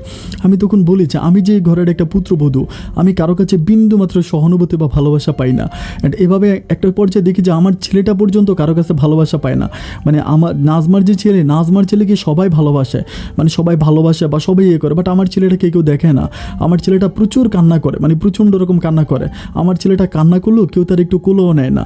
তখন আমার খুব কষ্ট লাগে, এই ব্যাপারগুলো আমার আব্বা আম্মা জানতে পারে, আব্বা আম্মা জানার পর আব্বা আম্মা যখন আমাকে দেখতে আসে, একটা শিয়াল কুকুরের সাথে মানুষ আরও ভালো ব্যবহার করে, কিন্তু ওরা আমার আব্বা আম্মার সাথে আরও খারাপ ব্যবহার করে। ঘরের দরজা থেকে আমার আব্বা আমাকে বিদায় করে দেয়। আমার আব্বা আমাকে, আমি ঘরে এসে মানে ঘরে যখন আসতে বলি, আমার আব্বা আমা বলতেছে তোর শ্বশুর শাশুড়ি একটাবারের জন্য আমাদেরকে ঘরে যাইতে বলে না, তুই আমাদেরকে কেমনে ঘরে ডাকস। আমি বলি আব্বা আমার শ্বশুর শাশুড়ি না বললে কী হয়েছে, তোমরা আমার আব্বা আম্মা না, তোমরা আসো ঘরে আসো। আমি আমার আব্বা আম্মাকে ঘরে আনার জন্য খুব ট্রাই করি, বাট তারা ঘরে আসে না। ঘরের উঠানে বসে তারা উঠানে কতক্ষণ বসে থাকা একেবারে শিয়াল কুকুরের মতো, তারপর আমার আব্বা আম্মার চলে যায়। যাওয়ার সময় আমার মা আমার মাথায় হাত বুলিতে আমার মা আমাকে একটা কথা বলে, দেখ মা, আমি অন্তর থেকে দোয়া করি দেখবি তোর কপালে একদিন সুখ আসবে। কিন্তু আমি বলি সুখ, আমার ঘরে অলরেডি সতীন চলে আসছে, তাহলে আমার কপালে সুখ কেমন করে আসবে? মা এরকম মিথ্যাস আমাকে দেখায়ও না। এটা বলার পর আমার আব্বা আম্মা তখন যথারীতি চলে যায়। এটা আব্বা আম্মা চলে যাওয়ার পরে তো তখন নিলয় ঢাকাতেই থাকে। বাট আরেকটা ব্যাপার আমি তখন খেয়াল করে দেখি যে ওই আমার যে সত্যি নাজমা কোনো কাজ করে না, মানে এক বিন্দু কাজও করে না। মানে বাসা বাড়িতে যত কাজ আছে, মানে কাজ বাজ থেকে শুরু করে সমস্ত কাজ আমাকে দিয়ে করায়। মানে সমস্ত কাজ, মানে একটা কাজও মানে বাদ নাই, উনি সমস্ত কাজ আমাকে দিয়ে করায়। আমি নাজমার কাপড় চোপড় ধুয়ে দিয়ে, নাজমার ছেলের কাপড় চোপড় ধুয়ে দিয়ে, আব্বা আম্মার রান্না বান্না খাবার দাবার, মানে 24টা ঘন্টা আমাকে কাজের মধ্যে কাটাতে হয়। আমি এত কান্না করি আল্লাহকে বলি যে আল্লাহ, এত কষ্ট দেওয়ার আগে তুমি আমার জীবনটা আল্লাহ নিয়ে যাও, আমাকে আর কষ্ট দিও না। আমি এই পাষাণের দুনিয়ায় আর সহ্য করতে পারতেছিলাম না। কিন্তু আমার এই অবাগা চোখের পানি আমি ছাড়া আর কেউ দেখে না। আমি কারো কাছে বিন্দুমাত্র স্মৃতি আর ভালোবাসা পাই না। রাত দুপুরে শুধুমাত্র আল্লাহর কাছে হাত তুলে কান্না করে একটু মনে শান্তি পাই। এভাবে দিনগুলো কাটতে থাকে। আমি ফোন করে নিলয়ের কাছেও বলি যে নিলয়, আমাকে এইভাবে কাজ করে, তুমি কি কিছুই বলবা না? তখন নিলয় আমাকে কোনো কিছুই বলে না, ও হানা কিছুই বলে না, ও জাস্ট সব কিছু নীরব ভূমিকা পালন করে। এভাবে বেশ কিছুদিন কাটার পরে একটা সময় নিলয় ঢাকা থেকে বাড়িতে আসে, মানে গ্রামে আসে। আসার পরে তখন আমি নিলয়কে সব কান্নাকাটি করে বলি যে দেখো, আমার উপরে এইভাবে অত্যাচার হইতে আছে, তুমি একটু দেখো। ওর কাছে সব কিছু বলি, কিন্তু তাজ্জব ব্যাপার হচ্ছে নিলয় একটাবারের জন্য আমার ঘরে আসে না। এটা কিন্তু নিলয়ের চাকরির প্রায় 7 থেকে 8 মাস পরের ঘটনা। মানে ওর চাকরি কিন্তু 7-8 মাস করতেছে, অ্যান্ড এই 7-8 মাস চাকরি করতেছে, আমাকে কিন্তু একটা টাকাও দেয় না। মানে আমাকেও একটা টাকা দেয় না, আমার ছেলেটাকেও একটা টাকা দেয় না। মানে আমি সমস্ত টাকা পয়সা আমার আব্বা আম্মার কাছ থেকে আনি। আমার আব্বা আম্মা আমাকে টাকা পয়সা দেয়, আব্বা আম্মাই টাকা পয়সা দেয়, আর ওদের পরিবারের কাছ থেকে আমি একটাও টাকাও পাই না। তো নীলয় আসার পরে নীলয় আমার সাথে ওভাবে কথা বলে না। নীলয় ওর মানে ছোটো বউ নাজমার সাথে কথা বলে, নাজমার ঘরে যে আমার ঘরে আসেও না। নীলয় প্রায় 5 দিনের মতো থাকে, বাট 5 দিন নীলয় একটা বার আমার ঘরে আসে না, মানে আমার ঘরে ঘুমায় না। ও ওই ঘরেই ঘুমায়, ওর আব্বা আম্মা ওকে আমার ঘরে আসতেই দেয় না। আমার ঘরে ওর আব্বা মা আসতেই দেয় না। অ্যান্ড এই প্রায় 5 দিনের মতো নিলয় থাকার পরে নিলয় আবার ঢাকা চলে যায়। অ্যান্ড ঢাকা চলে যাওয়ার পরে তখন আমি দেখতেছি যে মানে এই পরিবারে আমি সম্পূর্ণ রকমের মানে একটা কাজের মেয়ে হিসেবে আছি। মানে আমি একটা কাজের মেয়ে ছাড়া এই পরিবারে আর কিছুই নয়। তখন আমি সিদ্ধান্ত নিলাম যে আমি আর এই পরিবারে থাকবো না। আমি তখন চিন্তা করতেছি যে আর কত, মানে একটা মানুষ আর কত সহ্য করতে পারবে। আমি তখন চিন্তা করতেছি যে এই পরিবারে আমি আর থাকবো না। তখন আমি আমার আব্বা আম্মাকে ফোন করে সব কিছু বলি। আমার আব্বা আম্মা বলে কপালে যা আছে তাই হবে, এখন সতীনের সংসার কতদিন করবি, তারপরও যদি জামাইটা ভালো থাকতো করতে পারতি, কিন্তু তোর জামাই যে জামাই এখানে থাইকা তো মাতো তুই মানে কাজের মেয়ে ছাড়া আর কিছুই না, তুই চলে আয়। এরপর আমি নিলয়কে ফোন করে বলি যে নিলয়, আমি বাড়িতে চলে যাব, বাড়িতে গিয়ে আমি তোমাকে ডিভোর্স করে দিব। অ্যান্ড আমার আব্বা আম্মা আমাকে এটা বলছে, কারণ আমি আর কতদিন তোমাদের কাজ করব, আমি এ বাড়িতে চাকরানির মতো আর কতদিন কাজ করব। আমি যদি চাকরানির মতো অন্য কোথাও কাজ করি তাহলে আমি আরও ভালো টাকা বেতন পাবো, আমাকে আরও ভালো টাকা বেতন দিবে, আমি আর তোমাদের কাজ করব না নিলয়। এটা বলি তখন আমাকে বলতেছে যে দেখো, তুমি আমার প্রথম বউ, আমি তোমাকে প্রথম বিয়ে করছি, অ্যান্ড আমি কখনো মানে তোমাকে আমার চোখের আড়াল করতে পারবো না, আর আমি আমার ছেলের জীবনটাকে এভাবে নষ্ট করে দিব না।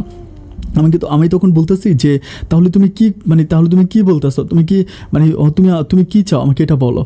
আমি তোমাকে ডিভোর্স করে দেবো, তুমি তো আমাকে কোনো টাকা পয়সাও দেওয়া লাগবে না, তাই না? আমি তো তোমার কাছে কোনো টাকাও চাই না। তখন আমাকে বলতেছে যে আচ্ছা ঠিক আছে, আমি তোমাকে একটা কাজ করে আমি তোমাকে ঢাকাতে নিয়ে আসি। হ্যাঁ, তুমি ঢাকাতে চলে আসো, তুমি ঢাকাতে আমার সাথে একসাথে থাকবো, আমরা স্বামী স্ত্রী একসাথে থাকবো। নীলয়ের এই কথাটা শোনার পর আমার যেন মাথায় আমি যেন লাফ দিয়ে আসমানে উঠে গেলাম। আমি তখন চিন্তা করি কী ব্যাপার, ও আমাকে ঢাকায় নিতে চায়। আমার তখন এত খুশি লাগে, আমি আমার আব্বা আমাকে ফোন করে বলেছি আব্বা আম্মা, নিলয় তো আমাকে ঢাকাতে নিয়ে যেতে চাও, আমাকে বলে যে ঢাকাতে নিয়ে যাবে। তখন আব্বা আম্মাও মহা খুশি, আব্বা আম্মা বলে আলহামদুলিল্লাহ আলহামদুলিল্লাহ আলহামদুলিল্লাহ, তাহলে তো অনেক ভালো। জামাই যদি তোরা ঢাকা নিয়ে যেতে চায় তাহলে তুই ঢাকাতে চলে যা, অ্যান্ড ওইখানে গেলেই তুই অনেক বেশি ভালো থাকবে। অ্যান্ড এভাবে প্রায় আর 1 সপ্তাহ মতো কাটে, কিন্তু নীলয় আমাকে বলে দেয় যে তুমি আমার আব্বা আম্মাকে এখন কোনো কিছুই বইলো না, মানে আব্বা আমাকে কোনো কিছু বলার দরকার নেই। তো এক সপ্তাহের মতো কাটে, তখন নীলে আবারও ঢাকা থেকে ও হচ্ছে বরিশালে আসে, মানে আমাদের গ্রামে আসে। এখন গ্রামে আসার পরে ও মানে ওর আব্বা আমার সাথে কী কথা বলে, ওর বউয়ের সাথে কী কথা বলে, বাট আমি তাজ্জব হয়ে যে সবাই রাজি হয়ে যায়। মানে ওর বউ যে নাজমাও বলে ঠিক আছে, এখানে থাকলে যেহেতু ভাবির যেহেতু মানে ওর যেহেতু প্রবলেম হয় আমার সাথে থাকতে, বা যেহেতু প্রবলেম হয় তাহলে ও ঢাকাতে চলে যাক, এরকম করে আমাকে বলে। এটা আমার শ্বশুর শাশুড়িও বলে ঠিক আছে, তোমার যেহেতু মা এখানে থাকতে খারাপ লাগতেছে তাহলে তুমি যাও, তুমি নীলের সাথে ঢাকাতে গিয়ে থাকো, এটাই ভালো। তো আমি তখন অনেক খুশি হই। আমার আব্বা আম্মাও সেদিন আসে, আব্বা আম্মা এসে আমাকে বিদায় টিদায় করে দেয়, আমাকে বলে যে মা ঠিক আছে, মানে তুই আর কোনো সমস্যা নাই, তুই এখানে গিয়ে থাকিস, অনেক ভালো থাকবে, এরকম করে আমাকে বুঝিয়ে শুনে তারপর তারা আমাকে ঢাকাতে পাঠায়। মানে ঢাকাতে যাই, তখন নিলে আমার জন্য একটা ঘর ভাড়া করে, মানে এত সুন্দর একটা ঘর ভাড়া করে, প্রায় মানে একটা বিল্ডিংয়ের 8 তলার উপরে একটা ঘর, মানে এত পরিপূর্ণ, এত ভালো। আমি তখন অবাক হয়ে যাই যে এত সুন্দর ঘর আমার জন্য মানে করছে, এবং ঘরটা একেবারে সাজানো, পরিপূর্ণ সাজানো, মনে হয় যেন অন্য কারো ঘর, এরকম মনে হয়। আমি তখন নীলয়কে বলি যে আমি কখনোই বুঝতে পারিনি যে তুমি আমাকে এত ভালোবাসো। আমার কাছে আমি কখনো স্বপ্নও চিন্তা করতে পারিনি যে তুমি আমার প্রতি তোমার এত ভালোবাসা। আমাকে বলতেছে যে দেখো, তুমি কোনোদিন আমাকে বুঝো নাই, আমি প্রথম দিন যেদিন তোমাকে দেখেছিলাম সেদিন থেকে আজ পর্যন্ত আমি তোমাকে অনেক বেশি ভালোবাসি। এভাবে তখন নীলয় আমাকে ওইখানে রাখে, ওই বাসায় রাখে। তো রাখার পরে আমি সবসময় দেখি যে নীলয় আমার প্রতি অনেক বেশি টেক কেয়ার, মানে বাজারে যে আমার জন্য বাজার নিয়ে আসে, তারপর আমার ছেলেটাকে কোলে করে এখানে সেখানে নিয়ে যায়। তারপরে মানে আমি যখন যেটা খাইতে চাই, মানে আমার ঘরের মধ্যে মানে ফ্রিজ ভর্তি মাংস, তারপর হচ্ছে মুরগি, মানে সবসময় আমার প্রতি অন্যরকম টেক কেয়ার, অন্যরকম ভালোবাসা সবসময় আমাকে করে। অ্যান্ড আমি আমার আব্বা আম্মার সাথে কথা বলি, আমার আব্বা আম্মাকে ও বলে যে বাবা মায়ের যদি টাকা লাগে তাহলে তাদেরকেও একটু টাকা দাও। আমাকে প্রতি মাসে মানে 2000 3000 ওরকম 5000 টাকা করে টাকা দেয়, বলেছে আব্বা আমার জন্য পাঠাও। আমি তখন অবাক হই যে এই মানুষটা হঠাৎ করে এইভাবে চেঞ্জ কেন হয়ে গেল, মানে এতটা চেঞ্জ। আমি তখন মনে মনে চিন্তা করি, আমি যে ওই আল্লাহর কাছে মানে হচ্ছে তাহাজ্জুদে নামাজ পড়ে যে আল্লাহর কাছে হাত তুলে কান্নাকাটি করছিলাম, আল্লাহ মনে হয় আমার কান্নাটা শুনছে, আল্লাহ মনে হয় আমার দিকে শেষবার মতো ফিরে তাকাইছে। অ্যান্ড আল্লাহর রহমতে নীলে ভালো হয়ে গেছে। আমি তখন আল্লাহর কাছে অনেক শুকরিয়া আদায় করি, তাহাজ্জুদের নামাজ পড়ি। দেন আমি আবার মানে বৃহস্পতিবার শুক্রবার সোমবার রোজা রাখি। রোজা রেখে আমি আল্লাহর কাছে প্রার্থনা করি যে আল্লাহ তুমি আমার কপালে এত সুখ লিখে রাখছো, আমার জীবনে এত সুখ আসবে আমি এটা কখনো চিন্তাও করতে পারি নাই। যাই হোক, এভাবে আমার দিনগুলো কাটতেছে। তো কাটতে কাটতে একটা সময় নীলয় আমাকে বলতেছে, মানে আমাকে আর প্রায় আরও 3 থেকে 3.5 মাস পরে, আমি ঢাকাতে থাকা 3 থেকে 3.5 মাস পরে আমাকে বলতেছে যে আমাকে বলতেছে রোকসানা তোমাকে একটা কথা বলি, তুমি কিছু মনে করো না, আমাকে এটা বলো। আমি বললাম যে না কিছু মনে করবো না, কেন, কী বলবা বলো। আমাকে বলতেছে যে আমি তোমাকে একটা জায়গায় নিয়ে যাবো, অ্যান্ড যেখানে নিয়ে যাবো তুমি ওখানে খুব ভালোভাবে থাকবা, মানে কারোর সাথে কোনো খারাপ ব্যবহার করবা না, মানে খুব সুন্দর ব্যবহার করবা। আমি তখন তারে বলি যে আমি তো তোমার কথা কিছু বুঝতেছি না, যে তুমি আমাকে একটা জায়গায় নিয়ে যাবা, আমি ভালো ব্যবহার করবো, তো মানে তোমার কথাটা কিছু বুঝতেছি না। পরে আমাকেও বলতেছে যে তুমি তো জানো আমি যে ব্যাংকে চাকরি করি, মানে ওইটা তো আসলে মানে কী বলবো, এখন ওই আমার ব্যাংকের আমার ব্যাংকের যে ম্যানেজার আছে, আমার ওই ব্যাংকের ম্যানেজার আমার মানে তোমার ছবি দেখছে। এখন ছবি দেখার পর আমার ব্যাংকের ম্যানেজার তোমার পছন্দ করছে। এখন উনি বলতেছে যে ওনার সাথে তোমাকে একটু সময় দিতে হবে। আমি তখন বলি যে তুমি মানে তোমার ব্যাংকের ম্যানেজারকে আমাকে সময় দিতে হবে, মানে আমি তো তোমার কথা কিছুই বুঝতে পারতেছি না। ও আমাকে বলে যে তুমি যদি ওনাকে একটু সময় দাও তাহলে আমার একটু প্রমোশন হবে, প্লিজ তুমি আমাকে একটু সময় দাও। আমি তাকে বলি যে তুমি তোমার প্রমোশনের জন্য তোমার মালিকের কাছে আমাকে বিক্রি করে দিচ্ছ, মানে তোমার ওই ব্যাংকের ম্যানেজারের কাছে আমাকে বিক্রি করে দিচ্ছ নীলয়। তখন সে আমাকে বলে যে দেখো এটা তো কেউ জানবেও না, কেউ শুনবেও না, মানে তুমি জানবা, আমি জানবো, তারপর আমাদের ছেলেটা জানবে, আর তো কেউ জানবে না, তাই না? এখন প্লিজ তুমি এই কাজটা করো, প্লিজ তুমি আমার লক্ষ্মী বউ। আমাকে জড়ায় ধর, আমার চোখের পানিগুলো তখন টপ টপ করে আল্লাহর জীবনে পড়তেছিল। আমি তখন বলি যে হাই হে আল্লাহ, এই বুঝে তুমি শেষ পর্যন্ত আমার কপালে লিখেছিলা। আল্লাহ এটা শোনার আগে আমার মরণটা তুমি কেন দিয়ে দিলা না? আল্লাহ তুমি কোন আসমানে আসো, তুমি না 7 আসমানে আসো? আল্লাহ তুমি কি দেখো না যে আমার উপরে কত অত্যাচার, কত অবিচার হইতে আছে? এই কি তোমার বিচার আল্লাহ? আমি তখন বলি যে নিলয় আমি এখানে থাকবো না, আমি বাড়িতে চলে যাবো, তুমি আমাকে বাড়িতে পাঠাই দাও। ও আমাকে বলে না বাড়িতে যাওয়া যাবে না, মানে এখন আমি যেটা বলেছি এটা আগে করতে হবে। আমি বললাম না আমি এটা করতে পারবো না। কিন্তু ঢাকা শহর আমি আগেই বলেছিলাম যে আমাকে অনেক উপরে, মানে একটা বিল্ডিংয়ের অনেক উপরে একটা অ্যাপার্টমেন্ট, এত সুন্দর একটা বাসাও ঠিক করে। ও তখন করে কি অফিসে যাওয়ার সময় বাসা তালা মেরে যায়, কিন্তু অফিস থেকে এসে তালা খুলে ও রুমে ঢুকে। আমি তখন বলি যে নিলয় এগুলো তুমি আমার সাথে কী করতেছো? তখন ও আমাকে বলে যে দেখ আমি যেটা বলতেছি আমি তোর ভালোর জন্যই বলতেছি, অ্যান্ড তুই যদি এটা না করস তাহলে কিন্তু আমি একটা খারাপ কিছু করে ফেলবো। আমি তখন বলি যে খারাপ কিছু মানে? ও তখন কি করে, মানে আমাদের এখানে থাই গ্লাস থাকে, মানে থাই জানালা থাকে, অ্যান্ড থাই জানালার ভিতর দিয়েও তখন ও তখন আমার ছেলেটাকে থাই গ্লাসের ভিতর দিয়েও মাথাটা বের করে ফেলে, মানে থাই গ্লাসটা খুলেও তখন মানে জানালার গ্রিলগুলো অনেক ফাঁক থাকে, ওই গ্রিলের ভিতর দিয়ে আমার ছেলের মাথাটা ঢুকে আমাকে বলতেছে যে আমি এখন এখান থেকে ছেলেটাকে একদম সোজা নিচে ছেড়ে দেব। আমি তখন বলতেছিলাম যে তুমি কারে নিচে ছেড়ে দেওয়ার কথা বলতেছো, এটা কে? পরে বলতেছে এটা যেই হোক, এখন তুই যদি আমার কথা রাজি না হস তাহলে আমি এই ছেলেটারে এইখান থেকে মেরে ফেলবো, এখান থেকে আমি একদম নিচে ফেলে দিব। আমি তখন বলতেছি নীলো এটা তোমার ছেলে? বলে হ্যাঁ আমার ছেলে তোরও ছেলে, তুই যদি আমার কথা না রাখস আমি আমার বাবা মায়ের কসম করে বলতেছি আমি এই ছেলেটারে এখান থেকে নিচে ফেলে দিব। আমি তখন বলতেছি তুমি এতটা পাষাণ, তুমি না একটা বাবা নিলয়, তুমি না একটা বাবা। তখন আমাকে বলে যে আমার মা আমার দেওয়ালে পিঠ থেকে গেছে, আমার কোনো উপায় নেই, আমার এই প্রমোশনটা নেওয়াই লাগবে, প্রমোশনটা যদি না নেই আমার প্রমোশনটা লাগবে, আমার প্রমোশনের জন্য আমি সব কিছু করতে পারবো। আমি তখন তারে বলি তুমি তো তোমার প্রমোশনের জন্য সব কিছু করতে পারবে, এটা তো আমি জানি, অ্যান্ড তুমি যে সব কিছু করতে পারবা তার প্রমাণও তো তুমি আমাকে দিতেছো।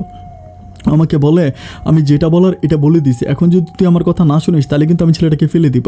অ্যান্ড এটা বলে আমি বলি আচ্ছা ঠিক আছে রাতটা কাটুক, কিন্তু ওই হারামি রাতের বেলায় মানে রুমে তালা মেরে চাবিটি যে কোথায় রাখে আমি চাবি খুঁজে পাই না। আমি রাতের বেলা একবার মানে ঘুম থেকে উঠে আমি দরজা খোলার জন্য চেষ্টা করি, মানে আমি দরজা খুলে বেরিয়ে যাবো ওরকম একটা ট্রাই করি, বাট আমি দেখতে পাচ্ছি দরজা ভিতর থেকে লক করা, মানে দরজাতে তালাটা মারা ছিল, এটা ভিতর থেকে তালা মেরে ও জানে চাবিটা কোথায় লুকিয়ে রাখছে। আমি সারা রাত চাবিটা খুঁজতে থাকি, চাবিটা পাই না, ছেলেটাকে বুকি নিয়ে আমি খুব কান্না করি আর আল্লাহকে বলি আল্লাহ এই দোজক থেকে আমাকে রক্ষা করো। আমার কাছে তো কোনো মোবাইল ফোনটা নেই, আমার মোবাইল ফোনটা নিয়ে যায়, আমি আমার আব্বা আম্মাকেও ফোন করতে পারি না, কারোর সাথে যোগাযোগ করতে পারি না। দেখতে দেখতে একটু একটু করে সূর্য মামা পৃথিবীতে আলো দিচ্ছিল, সকাল হয়ে গেল, আমি আর নামাজও পড়ি নাই, আমি ছেলেটাকে নিয়ে বসে বসে কান্না করতেছি। আমাকে বলে যে ছেলেটাকে দাও, আমি বলতেছি দিব মানে, বলে ছেলেটাকে দাও। এটা বলার পর তখন ও আমার কাছ থেকে ছেলেটাকে নেয়, অফিসে যাওয়ার জন্য প্রথমে রেডি হয়ে বলে যে ছেলেকে তো আমি ছেলের জন্য কিছু কেনাকাটা করবো, আমি দেই না, আমি ওর পা ধরে কান্না করি, মানে ও আমাকে বলে যে আমি ছেলেরে মারবো না। আমি বললাম না তুমি ওরা মাইরা ফেলাইবে, আমি জানি তুমি ওরা মাইরা ফেলা। ও বলে যে আমি কথা দিতেছি ওরা মারবো না। আমি বলি আমার জীবন থাকতে আমি কখনো আমার ছেলেরে দিব না। আমি তখন বটি নিয়ে আমার গলার মধ্যে ধরে আমি বলি তুমি যদি আমার ছেলেটারে ঘর থেকে নিয়ে যাও তাহলে আমি বটি দিয়ে কিন্তু আমার গলায় ফোঁস দিয়ে দিব। তখন সে আমাকে বলতেছে ঠিক আছে তাহলে তুই বটি দিয়ে গলার মধ্যে ফোঁস দেওয়ার দরকার নাই, আমি তোরে যেটা বলছি তুই যদি এটা করস তাহলে তো তোর আর কোনো টেনশন নাই, তুই এটা কর। আমি তখন বলি যে নিলয় তুমি এটা কেমন কথা বলতেছো? আমাকে বলে যে আমি যেটা বলেছি এটাই করবো, এখন তুই কি আমার কথা শুনবি নাকি আমি তোর ছেলেটারে নিয়ে বাইরে নিয়ে মেরে ফেলবো। আমি তখন বলতেছি আচ্ছা ঠিক আছে আমি তোমার কথায় রাজি, তোমার বসকে তোমার ওই ম্যানেজারকে আমার বাসা আসতে বলো।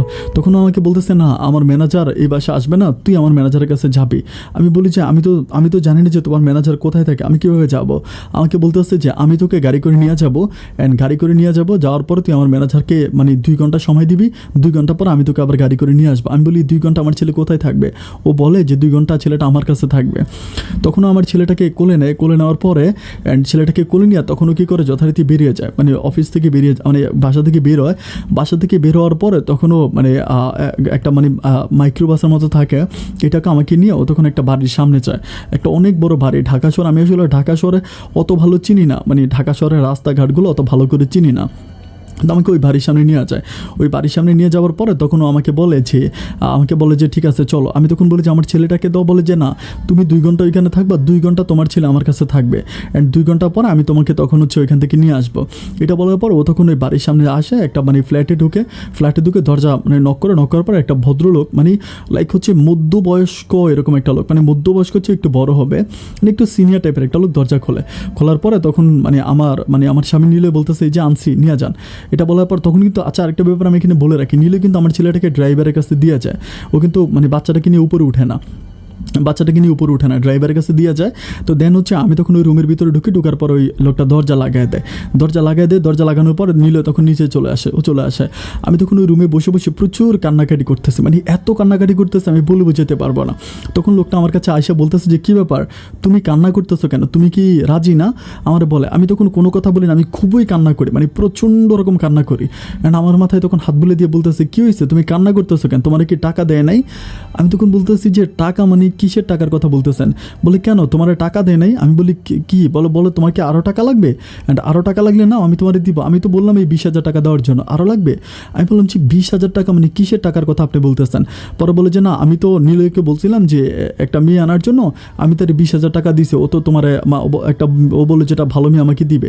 আমি তখন তারে বললাম যে মানে আপনি এটা কী বলতেছেন? পরে বলে যে আসলে মানে তুমি আমার কথায় কষ্ট পাইও না, আমার তো বউ বাচ্চা কেউ নেই, আমার ছেলে সন্তান মানে আমার একটা মাত্র ছেলে আছে, মানে ওনার দুইটা ছেলে ছিল, দুইটা ছেলের মাঝে একটা ছেলে মারা যায় অ্যান্ড আরেকটা ছেলেকে নিয়ে ওনার বউ চলে যায়, তো ওনার বউ নেই, উনি একাই থাকে। তো উনি খুব মানে মন খারাপ আর কি, আমাকে বলে যে আমার তো আসলে বউ নেই, আমার এই জন্য আমি মাঝে মাঝে বাইরে থেকে মেয়ে নিয়ে আসি।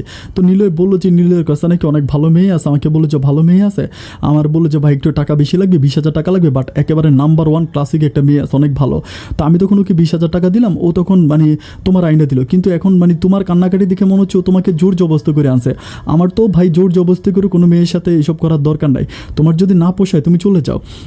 আমি তখন ওনাকে বলি যে আপনি কি জানেন কে আমি তো তখন উনি আমাকে বলতেছে যে কে, আমি বলি জানেন না আপনি কে আমি, পরে বলতেছে যে তুমি কি, আমি বলবো কী করে। তখন আমি বলি যে জানোয়ারটা আপনার কাছ থেকে মেয়ে আনার জন্য কন্ট্রাক্টে টাকা নিয়েছিল, আমি ওই জানোয়ারের বউ।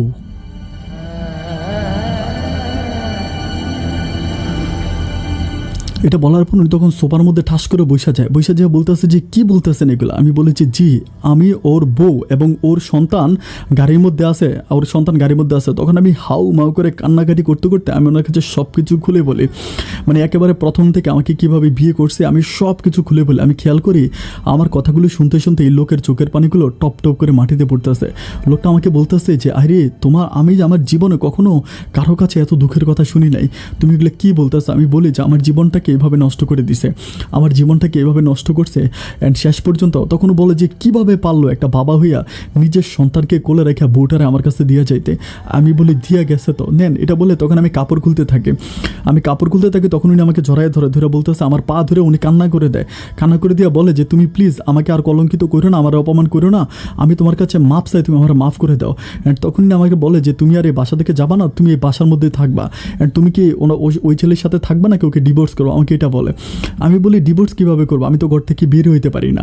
তখন উনি বলে যে উনি নিলয়কে ফোন করে আমার সামনে ফোন করে বলে নিলয় যে মেয়েটাকে নিয়ে আসছো ওই মেয়েটা আমার সাথে মানে সারা রাত থাকবে, এটা বলে। তো তখন নিলয় বলতেছে যে না ওর তো একটু সমস্যা আছে, ও চলে যাবে। পরে বলে যে না থাকবে। তখন উনি আমারে বলতেছে যে তুমি বলো, মানে আমাকে বলে যে তুমি বলো তুমি থাকবা। তো তখন আমি ফোন দিয়ে বলি যে হ্যাঁ ঠিক আছে, উনি আমাকে সারা রাত রাখতে চাচ্ছে, তো আমি সারা রাত থাকবো, এটা আমি বলি। বলার পরে তখন নিলয় মানে একটু তখন মানে থুমকুমুকু খেয়ে যাওয়ার পরে তখন নিলয় আমাকে উনি আমাকে নিয়ে নিচে নামে, নিচে নামার পর আমাকে বলে এখন কি করবা। আমি বলি যে উনি বলে যে তুমি এই ছেলেকে প্রথমে তালাক করো, কারণ এর মতো খারাপ ছেলে দুনিয়াতে নাই। তখন উনি আমার আইডি কার্ড থাকে আমার কাছ থেকে, মোটামুটি আমার ব্যাগের ভিতরে আমার আইডি কার্ড থাকে, অ্যান্ড আমার কাগজপত্রগুলো নিয়ে উনি তখন কোর্টের মাধ্যমে আমাকে ওর তালাকের ব্যবস্থা করে, মানে উকিলের সাথে কথাবার্তা বলে। উনি আমার সাথে প্রায় 1 ঘন্টার মতো ঘুরে উনি আমাকে প্রায় রাত হওয়ার পর উনি আমাকে আবার বাসায় এনে বলতেছে যে আমি তোমাকে একটা কথা বলি, অ্যান্ড আমার কথাটা তুমি একটু মনোযোগ দিয়ে শোনো। আমি তখন বলতেছি যে আচ্ছা ঠিক আছে শুনবো, আমাকে বলেন। তখন উনি আমাকে বলতেছে যে আমি তো তোমার তালাকের ব্যবস্থা সব কিছু করলাম, মানে কাগজপত্র সব কিছু ঠিকঠাক করলাম, কালকের মধ্যে গেলে কিন্তু তালাক হয়ে যাবে, অ্যান্ড তুমি ওকে তালাক দিয়ে কী করবা, তুমি কোথায় যাবা। আমি বললাম যে ওকে তালাক দিয়ে আমি গ্রামে চলে যাবো, আমার আব্বা আমার কাছে চলে যাবো, আমার ছেলেকে নিয়ে। পরে উনি আমাকে বলতেছে আমি যদি তোমার ছেলে এবং তোমার দায়িত্ব নেই তাহলে কি তুমি আমার কাছে থাকবা।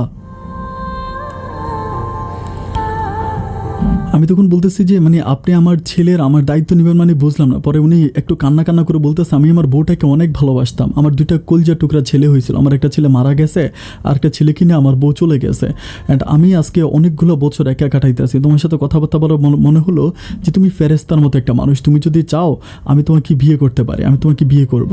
আমি তখন বলি সত্যি বলতেছেন আপনি আমাকে বিয়ে করবেন? বলে হ্যাঁ সত্যি বলতেছে। তখন ওনার মোবাইল দিয়ে আমি আমার আব্বা আম্মার সাথে কথা বলি। আব্বা আম্মার সাথে কথা বলার পরে তখন উনি আর আমি আর নিলয়ের সাথে কোনো যোগাযোগ নেই, আমার ছেলের সাথেও যোগাযোগ নাই।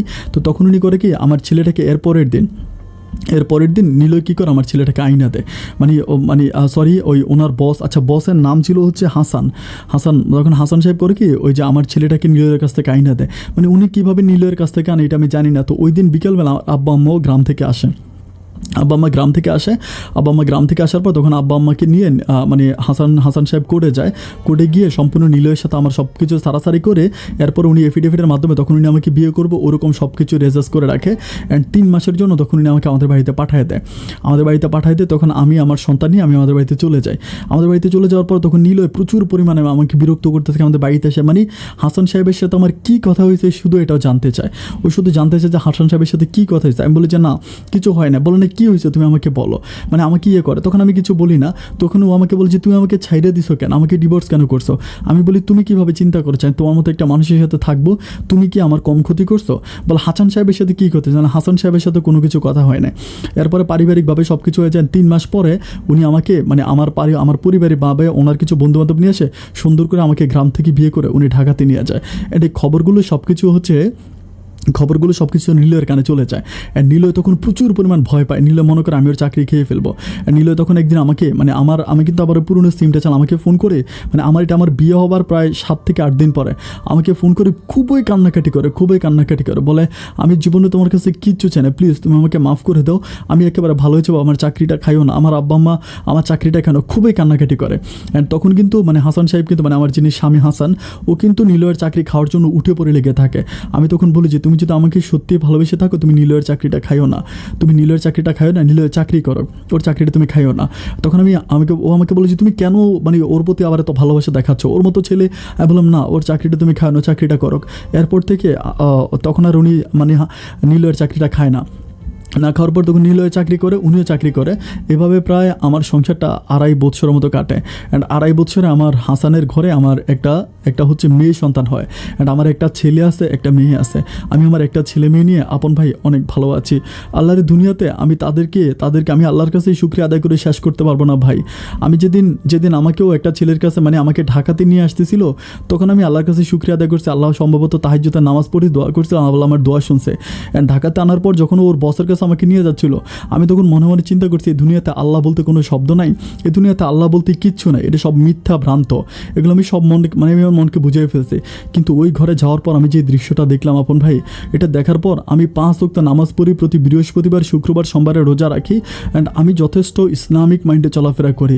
আপন ভাই আপনি আমার জীবনের গল্পটা যদি প্রচার করেন আমি খুব খুশি হব, কিন্তু নাম ঠিকানা সব কিছু একটু হাইড করে যদি প্রচার করেন আমার খুব ভালো লাগবে। আমার জীবনের গল্পটা শুনলে অন্তত বাংলার বুকে বা পৃথিবীর বুকে হাজারো বোন আমার এই গল্প থেকে অনেক কিছু শিখতে পারবে। আপন ভাই আপনি আমার গল্পটা একটু শেয়ার করবেন, আর সম্ভব হলে আমাকে একটু ফোন করবেন, এটা আমার ফোন নাম্বার। ভাইয়া আপনি অনেক ভালো থাকবেন। আমি আপনার জীবনের গল্প শুনে আমি আপনার অনেক বড় একজন ভক্ত ভাইয়া। আসসালামু আলাইকুম।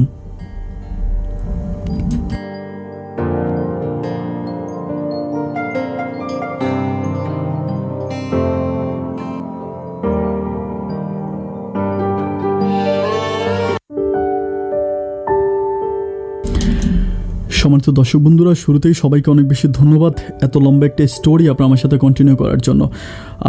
গল্পের শুরুতে আমি বলে রাখি মানে আমি হচ্ছে গল্পের প্রসঙ্গে বলে রাখি, গল্পের ভিতরে কিন্তু নাম, ঠিকানা এবং লোকেশান সব কিছুই হাইড করা, একদম সব কিছুই হাইট। আসলে ওই বরিশালের মানুষও না বা ঢাকাতেও কিন্তু ঘটনা না, এটা কিন্তু সম্পূর্ণ হাইট করা। বিকজ উনি বলেছিল গল্প হাইট করে বলার জন্য, এই জন্য আমি সব কিছু ছদ্মনাম ব্যবহার করেছি, ছদ্মনাম ঠিকানা সব কিছু ব্যবহার করা। এটা হচ্ছে প্রথম কথা। অ্যান্ড সেকেন্ড কথা, দর্শক বন্ধুরা, আমি গল্পটা যখন পেয়েছিলাম আমি বলেছিলাম যে গল্পটা যখন আমি শেষের দিকে মানে পড়তেছিলাম আমার শরীরের পশম ধরায় গেছে। মানে আমি বিশ্বাস করতে পারতেছিলাম না যে আসলেই কি এটা ঘটেছিল। আমাকে ফোন করে বলি যে আসলেই কি আপনি হাসান সাহেব কি বিয়ে করছিলেন? বলে হ্যাঁ বিয়ে করছে। এবং আল্লাহর অশেষ মেহরবানি আমি হাসান সাহেবের সাথেও কথা বলি। অনেক ভালো মনের একটা মানুষ, অত্যন্ত ভালো মনের মানুষ। হাসান সাহেবের সাথে বিয়ে নিয়ে কিন্তু ওনার অনেক ঘটনা আছে, মানে অনেক ঘটনা আছে, পারিবারিকভাবে অনেক কিছু আছে। বাট আমি ওই দিকে না গিয়ে আমি আপনাদেরকে একদম স্কিপ করে ঘটনাটা বুঝিয়ে দেওয়ার জন্য চেষ্টা করছি। মানে লম্বা করি নাই, লম্বা না করে একদম সোজাভাবে বুঝিয়ে দেওয়ার জন্য চেষ্টা করছি। জানি না আপনাদেরকে বুঝাইতে পারছি কিনা বা আপনারা বুঝছেন কিনা। তো রোকসানা অনেক ভালো আছে আলহামদুলিল্লাহ, আল্লাহ থেকে অনেক ভালো রাখছে। এবং নীলয়ের চাকরিটাও আছে, নীলয়ের বউ এবং হচ্ছে মানে বউটা এবং তার বাবা মা সবাই এখন খুব বেশি ভালো আছে। এবং নাজমা মানে রোকসানার যে সতীন ছিল নাজমা, উনিও ভালো আছে। কিন্তু এই গল্পের মাঝে সবচেয়ে বেশি দুঃখজনক ব্যাপার হচ্ছে আজ পর্যন্ত হচ্ছে রোকসানা তার যে একটা ভাই ছিল যার নাম ছিল হীরা একটা ওর ভাই ছিল, যেটা ওর সাথে ঘটনার পরে চলে গেছে। অনেক টাকা পয়সা নাকি এখানে ওর ভাইকে নিয়ে অনেক কথা আছে, আমি এগুলো বলি নাই। বিভিন্ন পেপার পত্রিকা ওর ভাইকে নিখোঁজ বিজ্ঞপ্তি দিয়েছিল, এখন ওর ভাইকে খুঁজতেছে বাট ভাইকে পাইতেছে না। ভাই কোথায় চলে গেছে, ভাইয়ের কোনো খোঁজ খবর পায় নাই আজকে এতগুলো বছর, বা ভাইয়ের কোনো খবর নাই। যাই হোক দর্শক বন্ধুরা, যারা জীবনের গল্পটা শুনেছেন, আমি বলেছিলাম যে যারা মনে করেন যে রাত্রি যত গভীর হয় প্রহর তত এগিয়ে আসে, এই কথাটার এই গল্পের মাঝে একটা বাস্তব রূপ পাবেন। আমি জানি না আপনি পেয়েছেন কিনা, তবে এটাই সত্য, কোনোভাবে আল্লাহর উপরে নিরাশ হওয়া যাবে না। আল্লাহ কখন কাকে কোন জায়গা থেকে হাত ধরে উঠায় এটা কেউ বলতে পারে না। আল্লাহর উপর ভরসা রাখেন, সামনের দিকে এগিয়ে যান। বুকের কষ্টগুলো আল্লাহই একটা সময় দূর করে দিবে, তার উপরে ভরসা রাখেন, হাত তুলে তার কাছে কান্নাকাটি করেন। শেষবেলা একটা কথা বলে যায় দর্শক বন্ধুরা, এই চোখের পানির মূল্য পৃথিবীর কেউ বুঝুক বা না বুঝুক, সৃষ্টিকর্তা ঈশ্বর, ভগবান বলেন বা ঈশ্বর বলেন, আল্লাহ বলেন, যাই বলেন, তিনি কিন্তু স্পষ্ট বুঝে। চোখের পানির মূল্য একমাত্র তিনি বোঝে। চোখের পানি যদি ঝরাতে হয় কোনো মানুষের জন্য না ঝরিয়ে সৃষ্টিকর্তার জন্য ঝরান, অ্যান্ড তিনি আপনার এই চোখের পানির মূল্য যথারীতি দিবে, যেমনটা দিয়েছে রোকসানার জীবনে। সবাই অনেক ভালো থাকবেন, সুস্থ থাকবেন। এই সুস্থ থাকার প্রত্যাশা আমি আপন আজকের মতো এখানেই বিদায় নিচ্ছি। অন্য কোনো দিন অন্য কারো জীবনের গল্প নিয়ে, জীবনের গল্প এই অনুষ্ঠানে আমি আপন আবারও হাজির হয়ে যাবে। সেই পর্যন্ত সবাই ভালো থাকবেন, সুস্থ থাকবেন, এই শুভকামনায় দর্শক বন্ধুরা আজকের মতো এখানেই বিদায়। আল্লাহ হাফেজ।